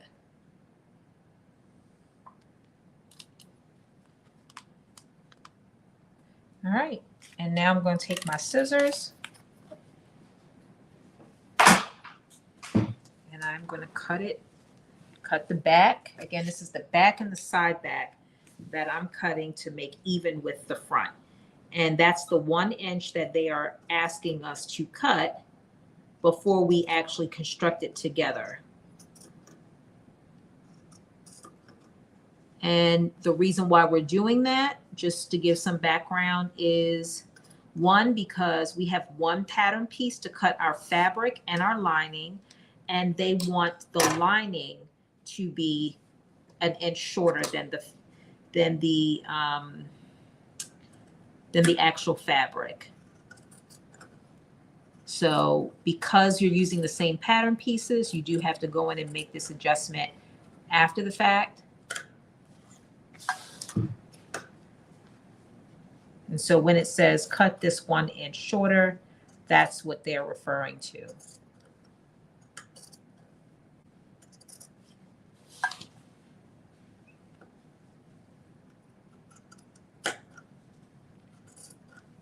I remember the first time, and I didn't quite remember it this time, but I remember when I had to do it for another blazer that I made, it was kind of a trust the process moment. And then once I was constructing it, putting it together, I realized like, oh, that's why we had to do that. So, okay, so now we have cut that 1 inch roughly. You can see it is roughly about an inch. Maybe it's a little bit shorter than an inch. Yeah, it's a little bit short. It's probably 3/4 of an inch. Again, that's one of the reasons why I did not cut it ahead of time, because I just, again, wanted to make sure that it was going to line up. And it probably would have been an inch. The other thing is I did serge all around. So, you know, when you serge, you do lose a little bit, a very little bit. So that could be the difference between it being an inch and being 3/4 of an inch, the fact that I serged everything. All right, so what is next? Let me go to our next step. Again, let me see, it's 8:30. We are making great progress. So we have finished step 20, and now we are going to step 21, which is to reinforce the inner small dot at the extension on the upper sleeve. So now we are to the sleeves. So we're going to push this piece. I'm just going to drape it over here. I'm going to drape this. Okay, there we go. And now we are moving on to our sleeves. So we are pulling out pieces 13 and 14, which are our sleeves, our sleeve linings rather. And it's telling us that we're going to reinforce the inner small dot at the extension on the upper sleeve lining, which is piece number 13. So these two pieces out the way. We are doing really good. We are working. I feel like this is our last two. I know we got one more piece. We got our collars. So let me see. This is piece 14. I'm going to move this out the way. And now we have our piece 13. And remember I mentioned that I'm doing these in like a silky type fabric. So these are going to be done in this white fabric. Again, remnants that I have left over from other projects that I did. So we are going to reinforce this inner small dot at the extension on the upper sleeve lining, which is piece 13, and then the inner large dot at the undersleeve lining, which piece 14, so the extension there. So remember, we did do this on our sleeve pieces. So remember, we had this little part that sticks out. And so on this part, there is a dot, as you can see right here. And we're literally going to stitch up a ½ inch, pivot at this dot, and go over. And let me just do it again over here so you can see. So we're literally going to stitch up a ½ inch, pivot at this dot, and then stitch here. And then we're going to clip down to this dot. And that's what we're doing on piece 13, and then we're doing something similar on piece 14, which is right here. And here's the dot there. Again, we are going to stitch over 1/2 inch to the dot and then stitch down, and then we're going to cut to the dot. Same thing, stitch 1/2 inch over to the dot, pivot at the dot and stitch down. And then we are going to cut to, but not through the dot. And let me just make sure we are, let's see, stitch along the seam line about 1/2 inch on each side of the dot, pivoting at the dot. And then we're going to clip to reinforce the dots at the corner. So again, we're doing that on both piece 14 and piece 15, using those dots that are right at those extension pieces. So that is what we're going to do. And remember, we did this on our actual fabric pieces as well. So not new.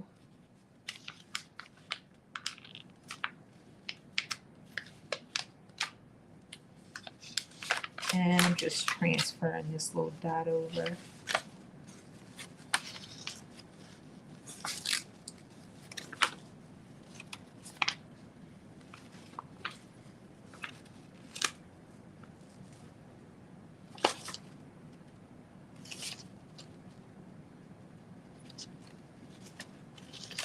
All right, here we go for that piece. And I am also, before I remove this pattern, I'm going to just make some markings right here.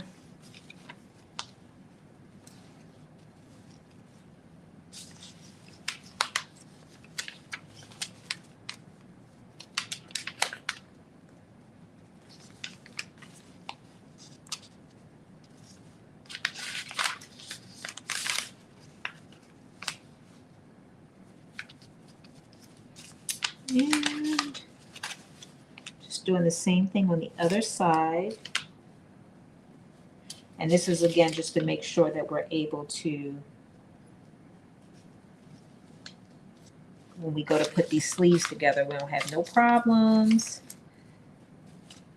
All right, so that's done. And we're going to do the same thing here.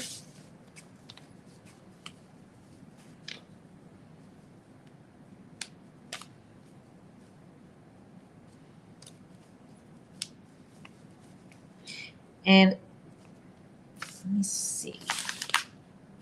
It does tell us to do that, okay. So then once we do this, kind of these reinforcement stitches, the next thing we're going to be doing is putting our sleeves together, our front, our upper, and our upper sleeve and our under sleeve.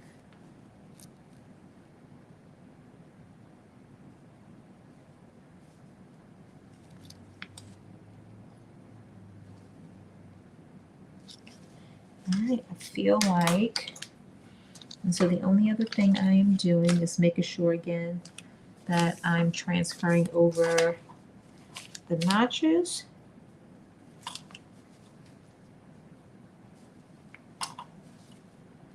And I think that's it.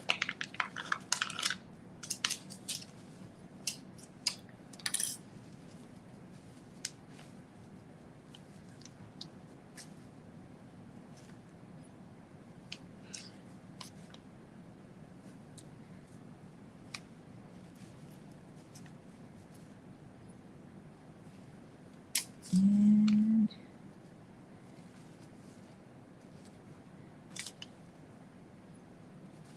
there we go. All right. So now we have all the notches transferred on piece 13 and piece 14. And so the very next thing that we are going to do is we're going to switch out. We're going to switch out our bobbin and our thread.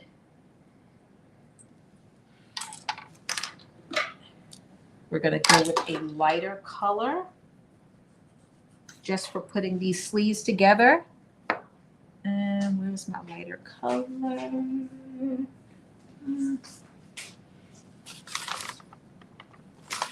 Oh, here we go. And I'm not using a white, but I'm using a very like light tan.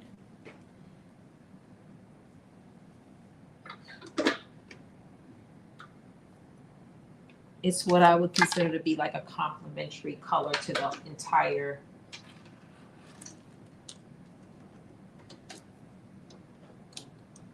garment.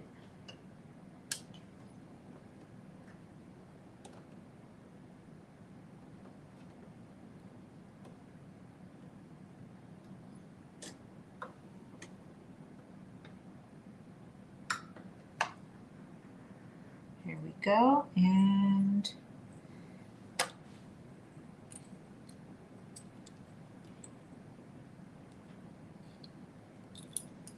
here we go.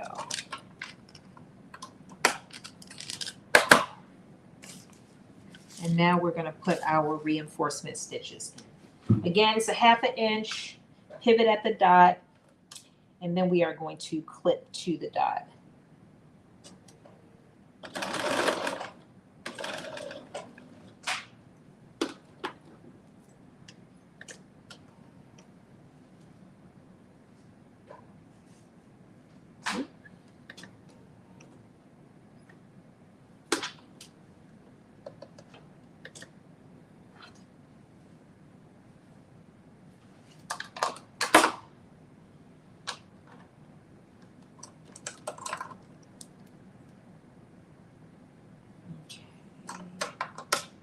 So that looks good.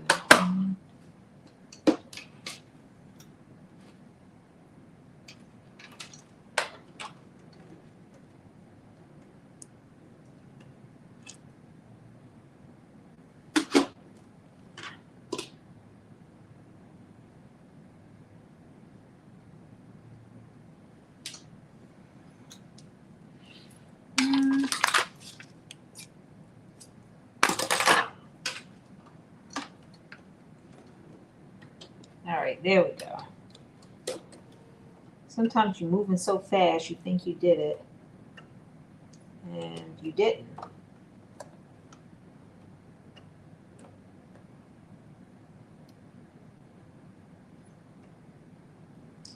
Come on. Don't give me a hard time.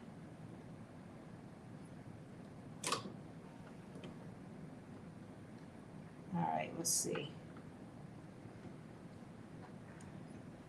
All right, let's try this again. Okay.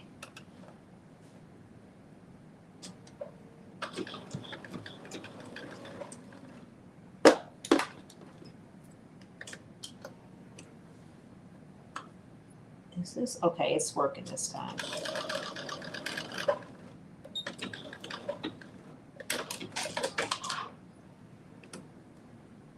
All right, again, you can see it's like a little L. That's right there. I'm just going to clip this extra thread off. And again, I'm going to clip a little snippet right to, but not through.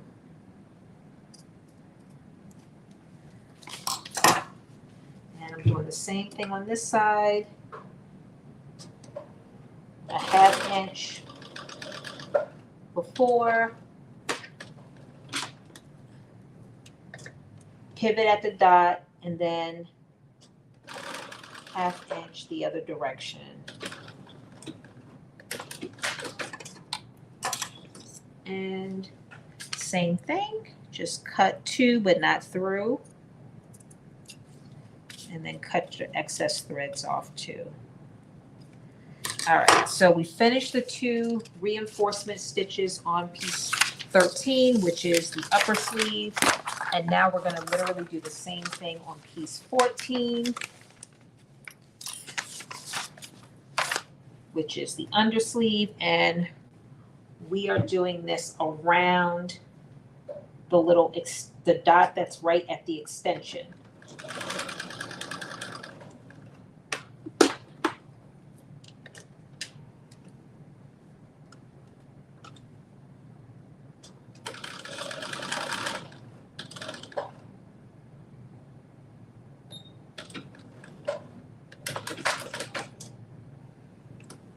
And I also did understitch these pieces as well.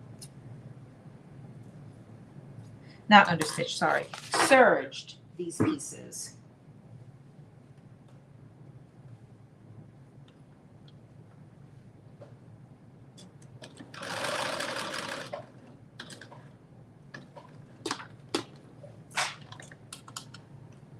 And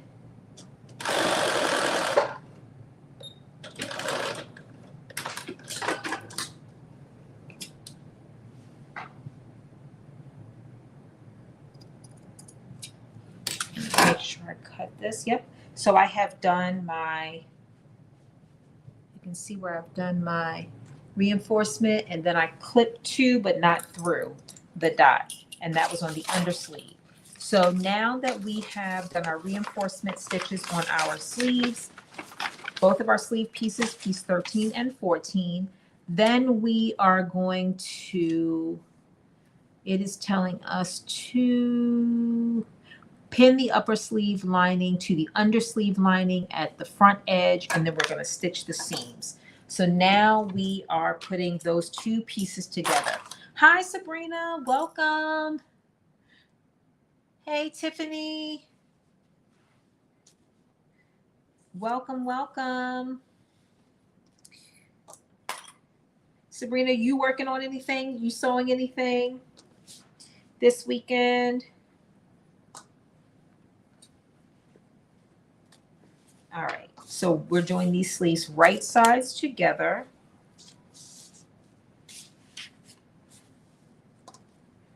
So let me just look at how we pinned.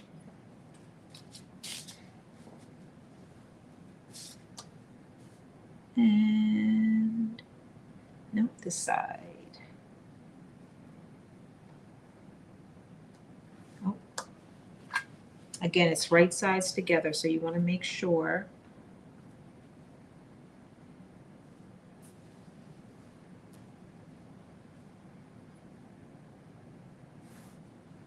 And is it this piece? So it might be.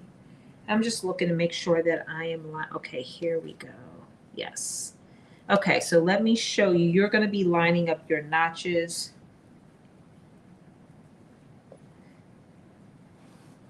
And I'm just going to clip this, and then I will show you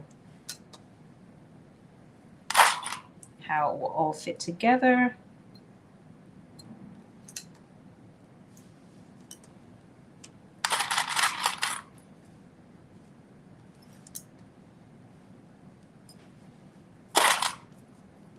You say, yes, a few things for Grace's challenge. Oh, that should be exciting. I hope you win.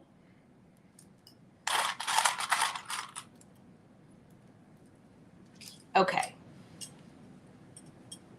So when you are sewing piece, or you're attaching piece 13 and piece 14, I guess the easiest way to tell you how to know which side to attach to which side is that you have notches that you transferred on piece 13 and piece 14, and they're going to line up. So you're going to know exactly which pattern piece, which side fits together with which side. But I think that the easier way, or I guess that your side that has the extension, the side that we did all of the reinforcement stitches, should be met. Those two sides will be together, will be aligned together, if that makes any sense. That's probably the easiest way to look at how the sides fit together, is that the two sides that we did the reinforcement stitches, the notches will align on those sides. They will fit together. You have to make sure you attach the right one to the right sleeve, or your sleeves won't be, they'll be backwards. But the notches do line up pretty good. So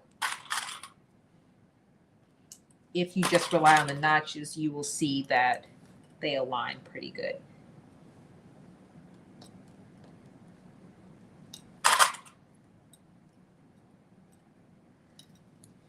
So I have one piece pinned together, and I'm going to, again, it's right sides together. I'm going to stitch on both sides this piece. And let me just make sure I'm not missing anything.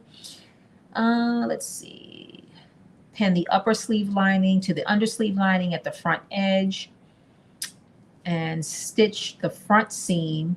And then it says ease the back edge of the upper sleeve between the notches with right sides together. Pin the upper sleeve to the undersleeve at the back edge, matching the large dots and pulling up the ease stitches. So if you remember when we did the actual sleeve, there is an area of 2 notches where they have you put some ease stitching in. And I definitely recommend that ease stitching if for some reason your fabric is not going to line up. So you will need to put a row of ease stitching. It's going to be on piece 13. In between, there's 2 notches, and in between those 2 notches, and that's going to allow you to create a little bit of gathering so that your piece 13 fits to your piece 14 evenly. I, again, don't have that problem. Mine does line up perfectly, so I don't have that issue with mine. But you may, depending on the fabric that you use, you may end up having that challenge. So that ease in between those 2 notches will be very helpful. And it's the same area that we did on the actual fabric itself. So if you likely had to use those ease stitches on the sleeve of the fabric, then you likely had to do it here with your lining as well.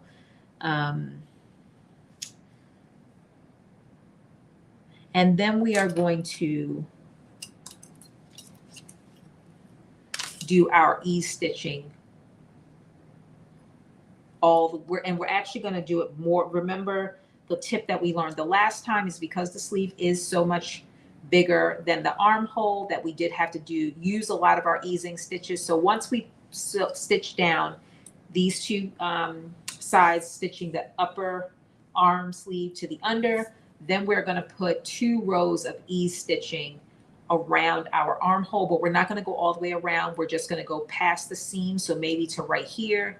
So you'll start here and you'll go all the way around, and you're going to do it in your seam allowance. So again, you're not going to, those 2 areas will be hidden.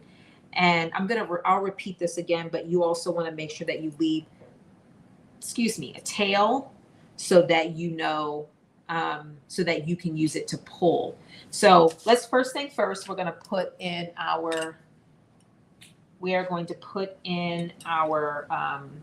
stitch our upper sleeve to the undersleeve.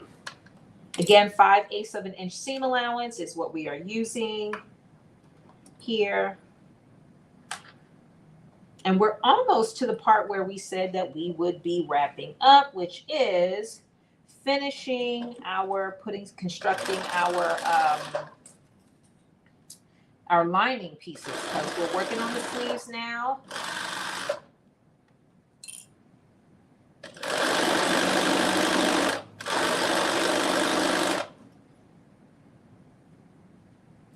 And after we put those ease stitches in, the next thing will be to attach them to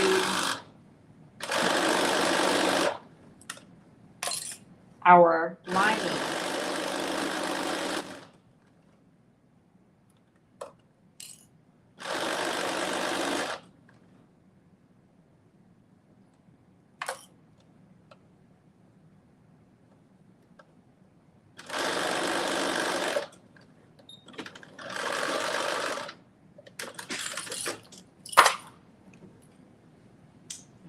And now we're going to do the same thing on the other side.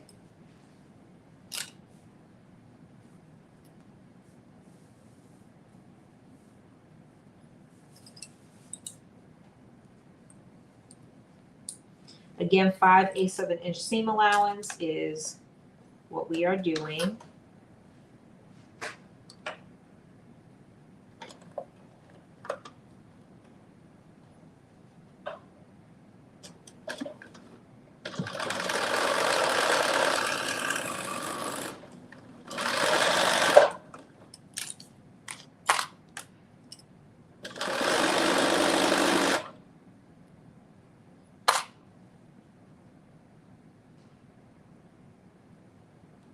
And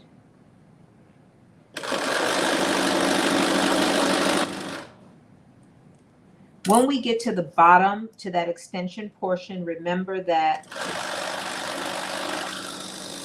we're going to line up that stitching to go right into where we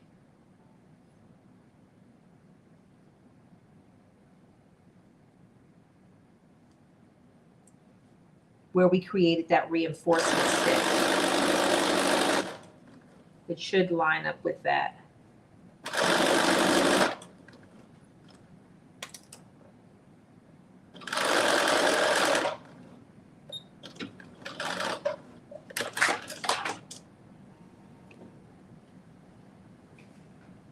All right, there we go.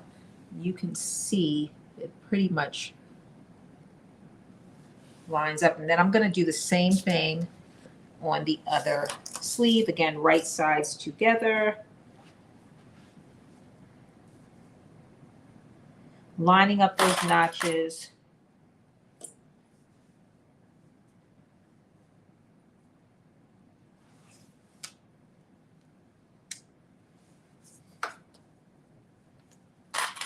And we are making really, really good progress.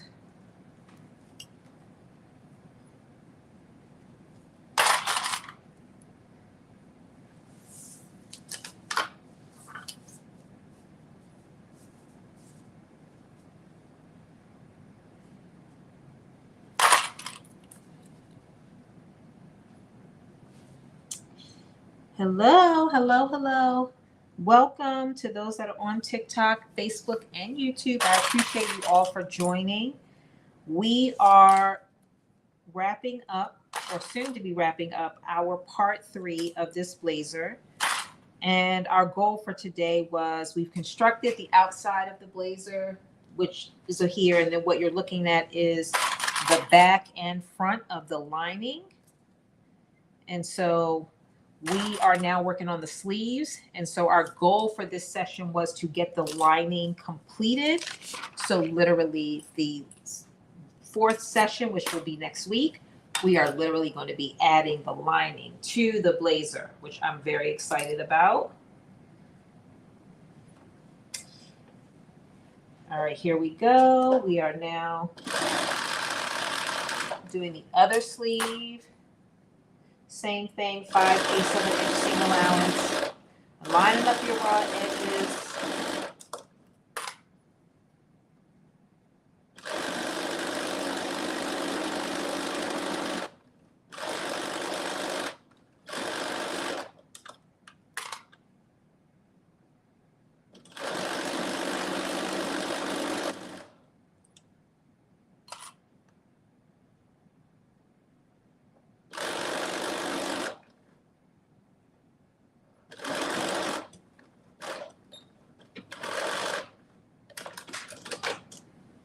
One side, and now we're going to do the other side.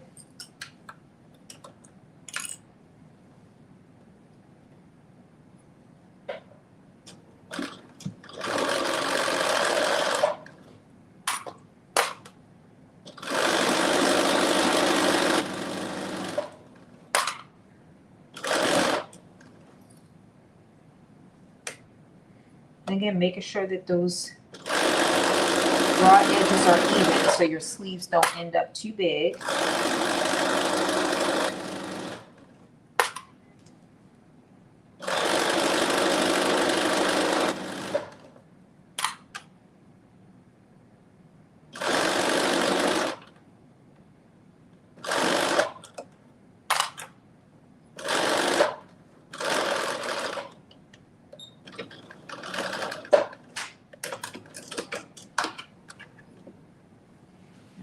Here we go. We have stitched that, and you can see how it lines up to our reinforcement stitch, which is the same thing that we did on our actual fabric. So then that brings me to our next piece, which is that we're going to be putting in our gathering stitches. And so again, that's 2 rows. We're going to go in our seam allowance, all the way around, and we're going to go past our seams on each side of the sleeve, which gives us just a little bit more room for gathering. I am doing a 5.0 width stitch for my gathering stitches. And again, you're doing 2 rows. And as I mentioned earlier, you do want to pull a little bit of the thread out so you have something to pull on.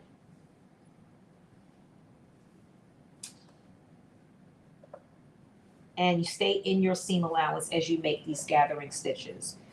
I'm sorry, not gathering stitches. As you make your 2 rows of basting stitches so that you can ease your sleeve in. And these will be important again to make sure that, because again, these sleeves are bigger than the armhole, so you will need to use them.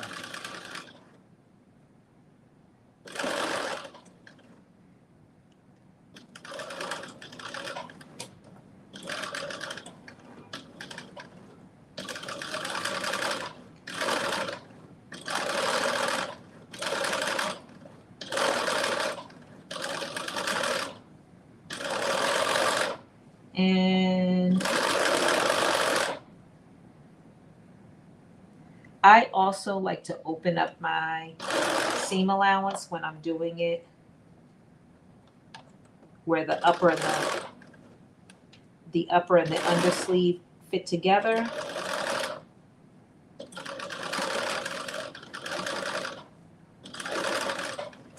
And before you cut it, I would just raise your foot and then pull it out, leave a little bit of a tail, and then you're going to do a second row. And these are basting stitches, so if for some reason it does show, you can pull them out.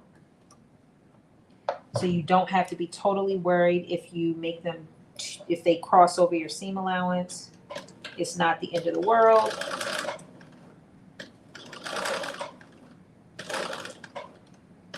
Because you can pull them right out.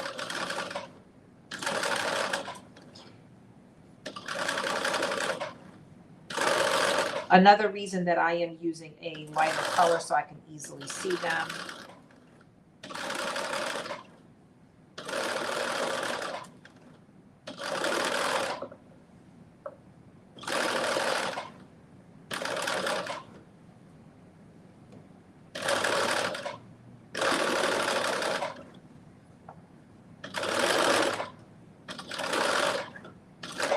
All right, and like I did the other one, I am going to,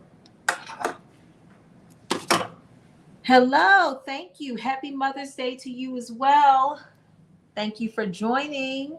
So here are those 2 gathering or stitches that we're going to use to help us ensure we can get our sleeves in. And we're going to do the same thing on this one. Are you doing anything exciting for Mother's Day this weekend? Or is relaxing the name of the game?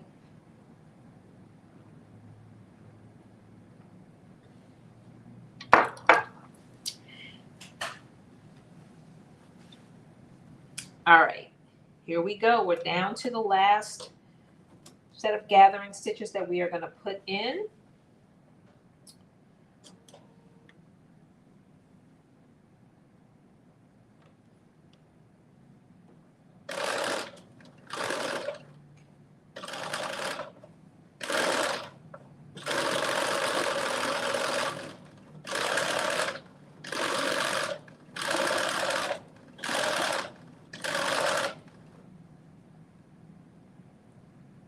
Relaxing. I know that's right. Look, I love to relax. Like, it's no gift like relaxing. I mean, vacation. I can go on vacation to relax.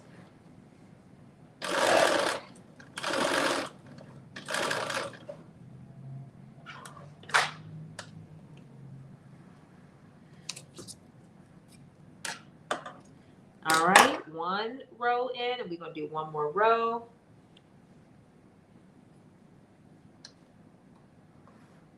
And I'm pulling a little bit again, so I have a little bit of a tail. And then I didn't mention this right away the first time, but I'm going to mention it this time, that when you start to pull your tail, you are pulling your bobbin thread, which is the thread that shows on the finished side of your fabric.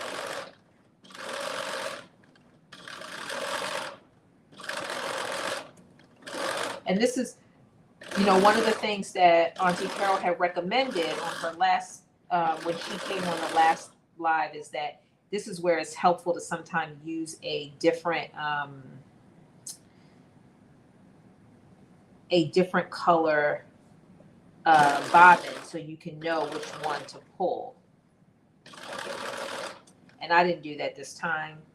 You basically making your bobbin thread a different color than your top thread.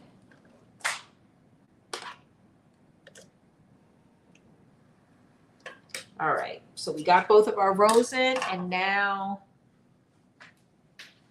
before we put these sleeves in, obviously we have to stitch together and I don't know why I guess they did say that in step 20. Let's see.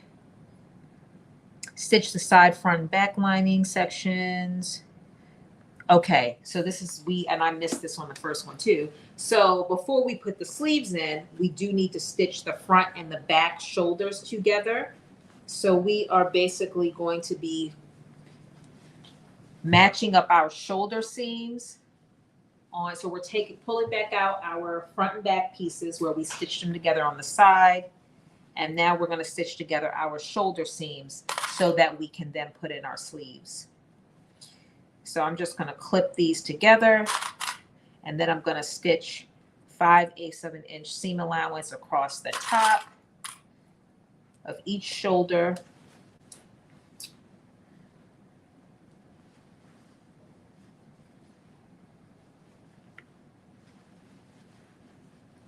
So you do need to make sure that you do that, and then we will be able to put in our sleeves because we will have a fully connected front and back. You say you're having some friends over. So I am going over, I'm spending time with my kids. I'm going over, my oldest daughter has invited me over and they are cooking. So I'm going to be relaxing still. So I'm excited about that. All right. So make sure that you take your stitch width and turn it back to 2.5 in my case, which is the stitch width that I use when I'm doing a regular stitch.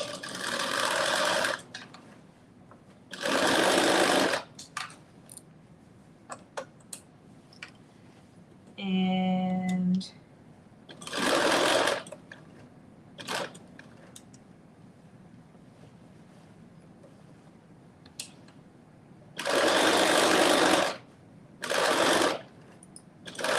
then make sure you do a little back stitch.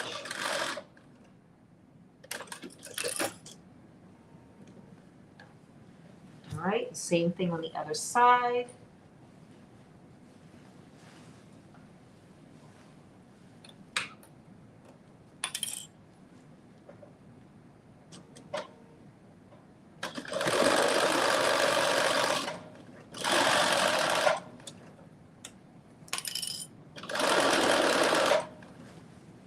And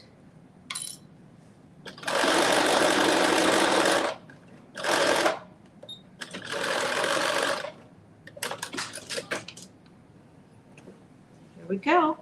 So now we have the front and back fully connected at the shoulder seams. So this is our fully completed. At the sides are done and the shoulders are done. And now we are going to turn this right side out, which this is what it looks like. Right side out, as you can see. And now we are going to be putting our sleeves, or actually, I'm sorry, we're going to turn this right side in. Here we go. right side in, and we're going to take our sleeves and we are going to turn our sleeves right side out. So here's our sleeves.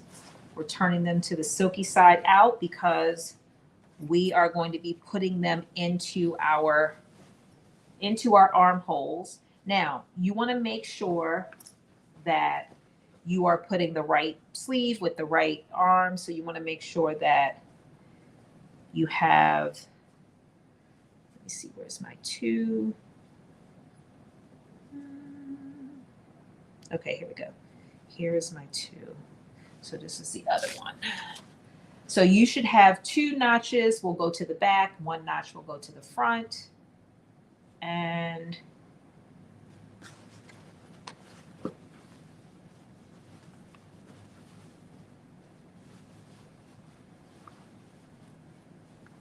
you also want to make sure that you are lining up your markings so you have your center markings lined up with your the center of your sleeve.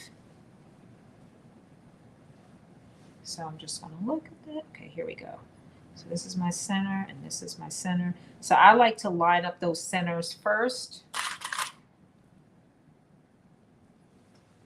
And then you can ease everything else in.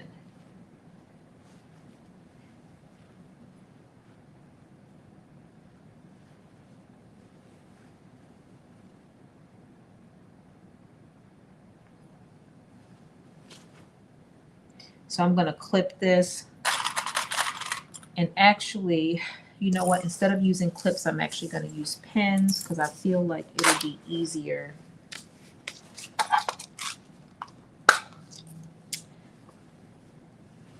to pull the gathers if I need to.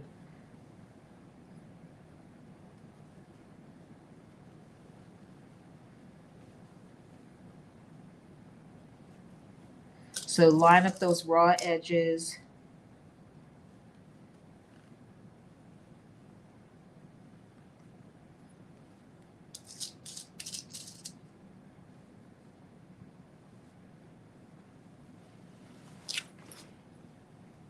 And you do have notches and markings that should line up.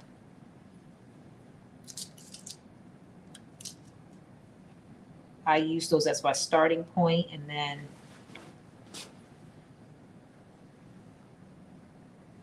seems to be lining up pretty good. Nope, here it is. Okay, so there's a little bit, it's a little bit too big, which is what we've experienced when we did the other sleeve.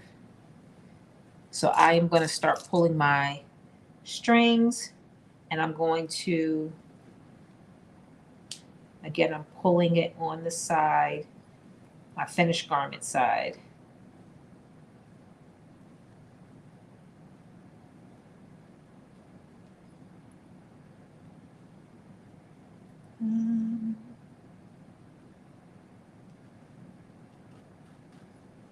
And then just want to spread it out a little bit.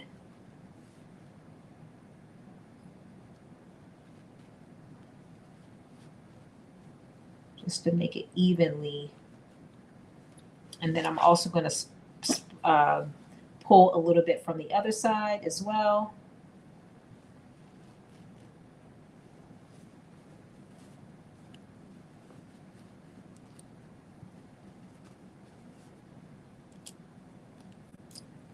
And you might need to take your pins out a little bit, again, just to make it easier to spread your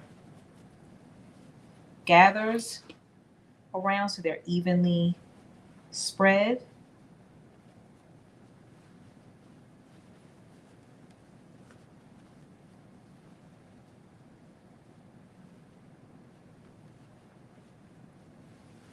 Again, all I'm doing is gathering, pulling my tail so I can get a little bit of gather, and then spreading that all the way around so that it fits evenly.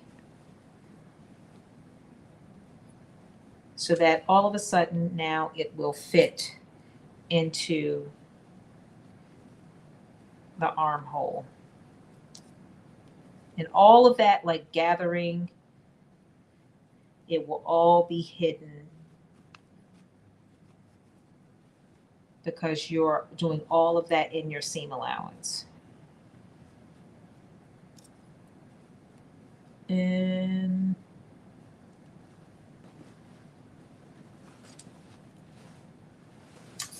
oh, I'm about to, did I put this in backwards? I did. Oh my goodness. Okay. I got to start over because I did not turn my sleeve on the right side. So hopefully I don't have to, I've already done my gathering. So I'm just going to flip this.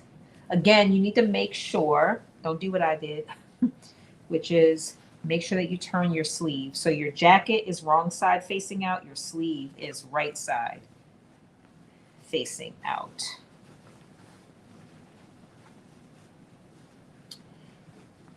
And now that I've done that, let me just make sure again that, so this is the front, and got to make sure that the double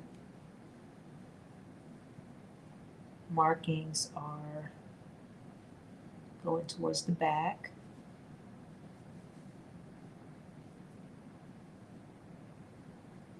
Okay, here we go. These are my double markings right here. And this is the back. Okay, I don't know how that happened, but it did. So now I'm going to do the same thing again, which is find my middle marking, put that, and that's just that middle, the top, which is the center of my sleeve, lining it up with the seam, the shoulder seam at the top is going to make sure that your sleeve, like that is the piece that should always remain. That's going to make sure that your sleeve is in straight.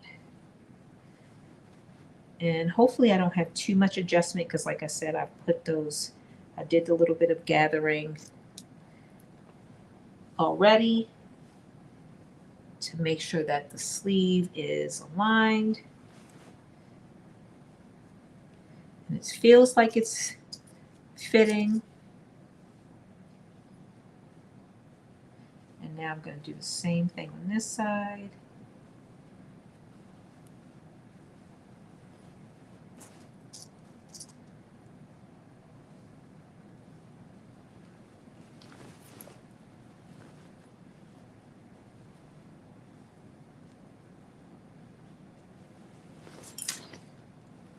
And it does appear like it's going in well.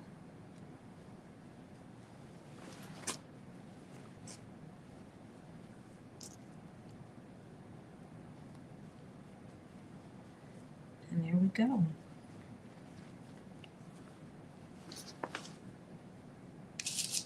So now I'm going to stitch this one in.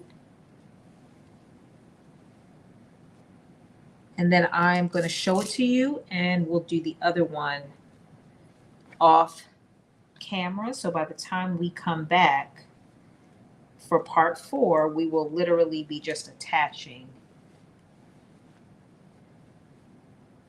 the lining to, we'll be attaching the lining to our fabric. And that is literally the last pieces that we're going to be doing on camera. We have a couple other pieces that we'll talk through, but as you can see, I have this all, I use my gathering stitches or my ease stitches to gather my arms, my sleeve a little bit to make sure it fits. And now I am going to, at 5/8 of an inch, I'm going to stitch this all together. Again, all of that ease stitching should all be hidden. And then I will show it to you.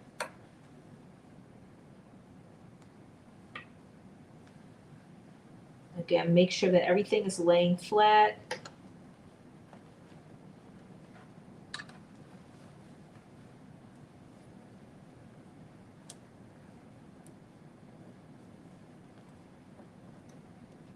And take your time.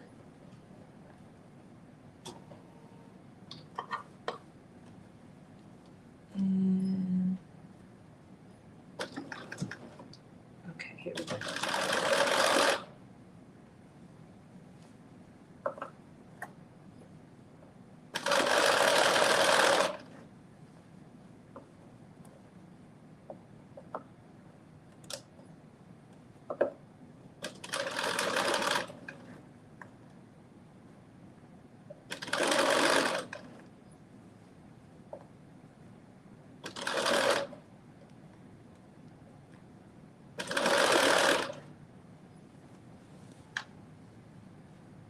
And so far, so good. It's going in well.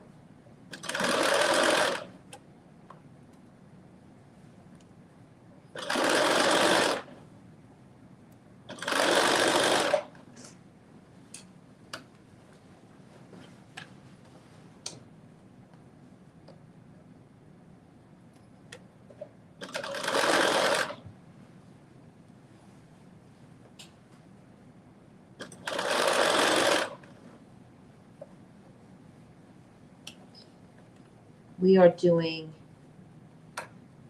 very well.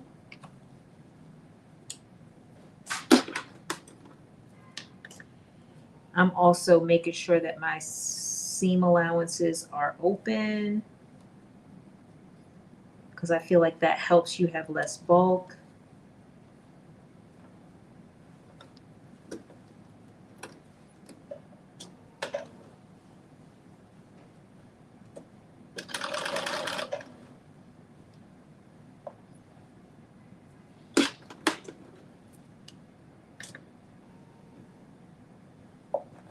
There we go.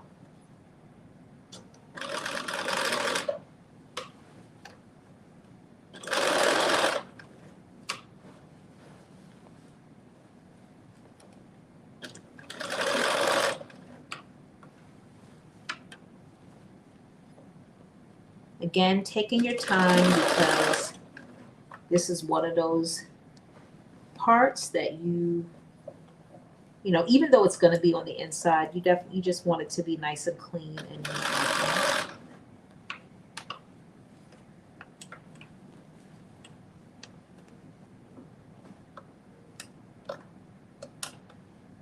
neat. And we're almost there.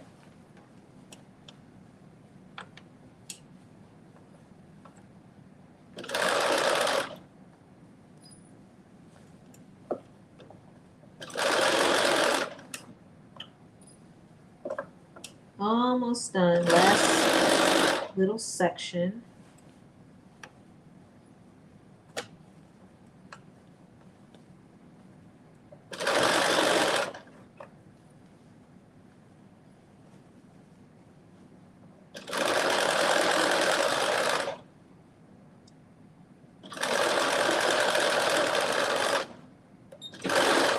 All right, there we go.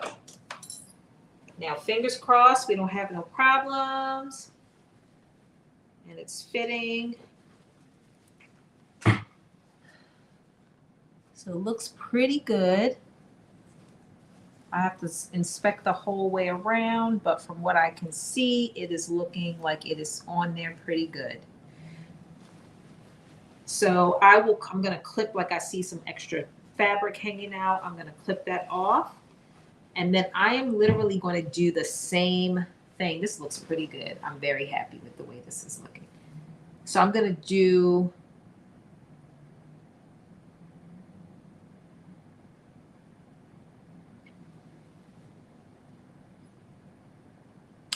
the same thing on the other side. So I'm pausing because I'm thinking this through for a minute, which is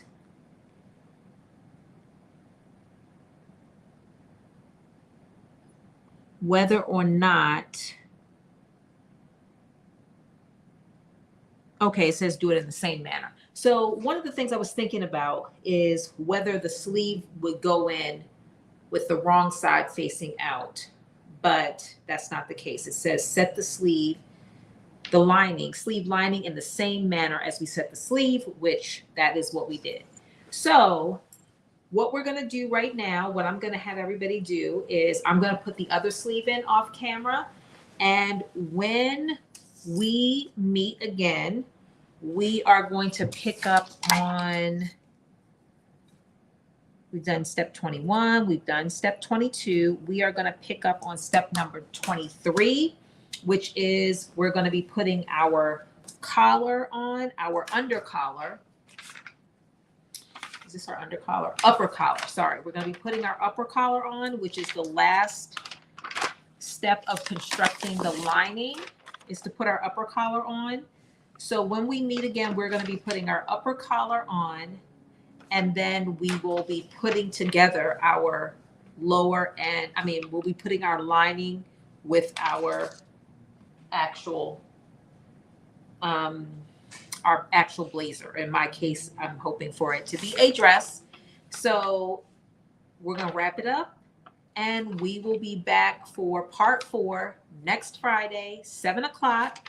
And that will be the last step, because literally what we will be doing at that point is putting, again, our upper collar on, and then we will be connecting the lining and the fabric to make one piece, one fully lined blazer, jacket, or dress, depending on what you chose to make. And so again, I'm really excited. I'm going to put the other sleeve on off camera. And when we meet again, both sleeves will be on, and we will be ready to put our collar on and then attach our lining to our blazer. Again, thank you everyone who came back for part 3. We will do part 4 next week. Happy Mother's Day, and I will see you all again next Friday. Thank you. Thank you so much, Marilyn. Thank you, Fab. Welcome. And I appreciate you all coming through. Thank you, Tiffany. Tiffany, I didn't see your question. Do I have 3 different fabrics? Yes, I actually have, let me see, I have 2 colored jeans. I have a linen, and then I have, I don't know what kind of fabric this is, but it is some kind of woven fabric that I'm using for the lining and the facing and the pockets. And then I have this silky type just for my sleeves. And then I also have just one other fabric, which is like a faux suede, like a micro suede for the pockets. And then I also have it for the upper collar. So you can see it for the upper collar. I still have to put my interfacing on, but I don't know what that is. But anyway, this is the upper collar, which we'll be putting on next week. So it's multiple different fabrics. So thank you, Fab. Thank you. I'm really excited about how all this is going to fit together. I just can't wait to get it all fitting together. So that's what we're going to do next week. So please come back next week, because we are going to be putting our lining with the fabric. That's the final step. We do have buttons to do, but we're going to do those offline. And I think I have a button tutorial, but if I don't, I will make sure that I put one up for those that might need the button tutorial. I do have buttons that I'm going to do for this, but depending on how we do with time, I may end up putting the buttons on while we're on live, but the plan is to do them off of live.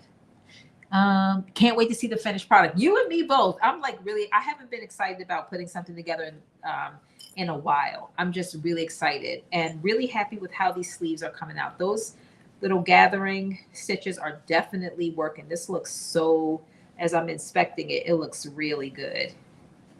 It's no bunching or anything. It looks so good. So anyway, thank you all. Thank you, thank you, thank you. And I will see you all next Friday. Have a wonderful Mother's Day. Thank you, Patricia. I appreciate you. Good night, Dee. Thank you. See you all next week. Final step, we're going to put it all together, and I'm going to do a little try on, and we're going to style and profile. Bye, everyone.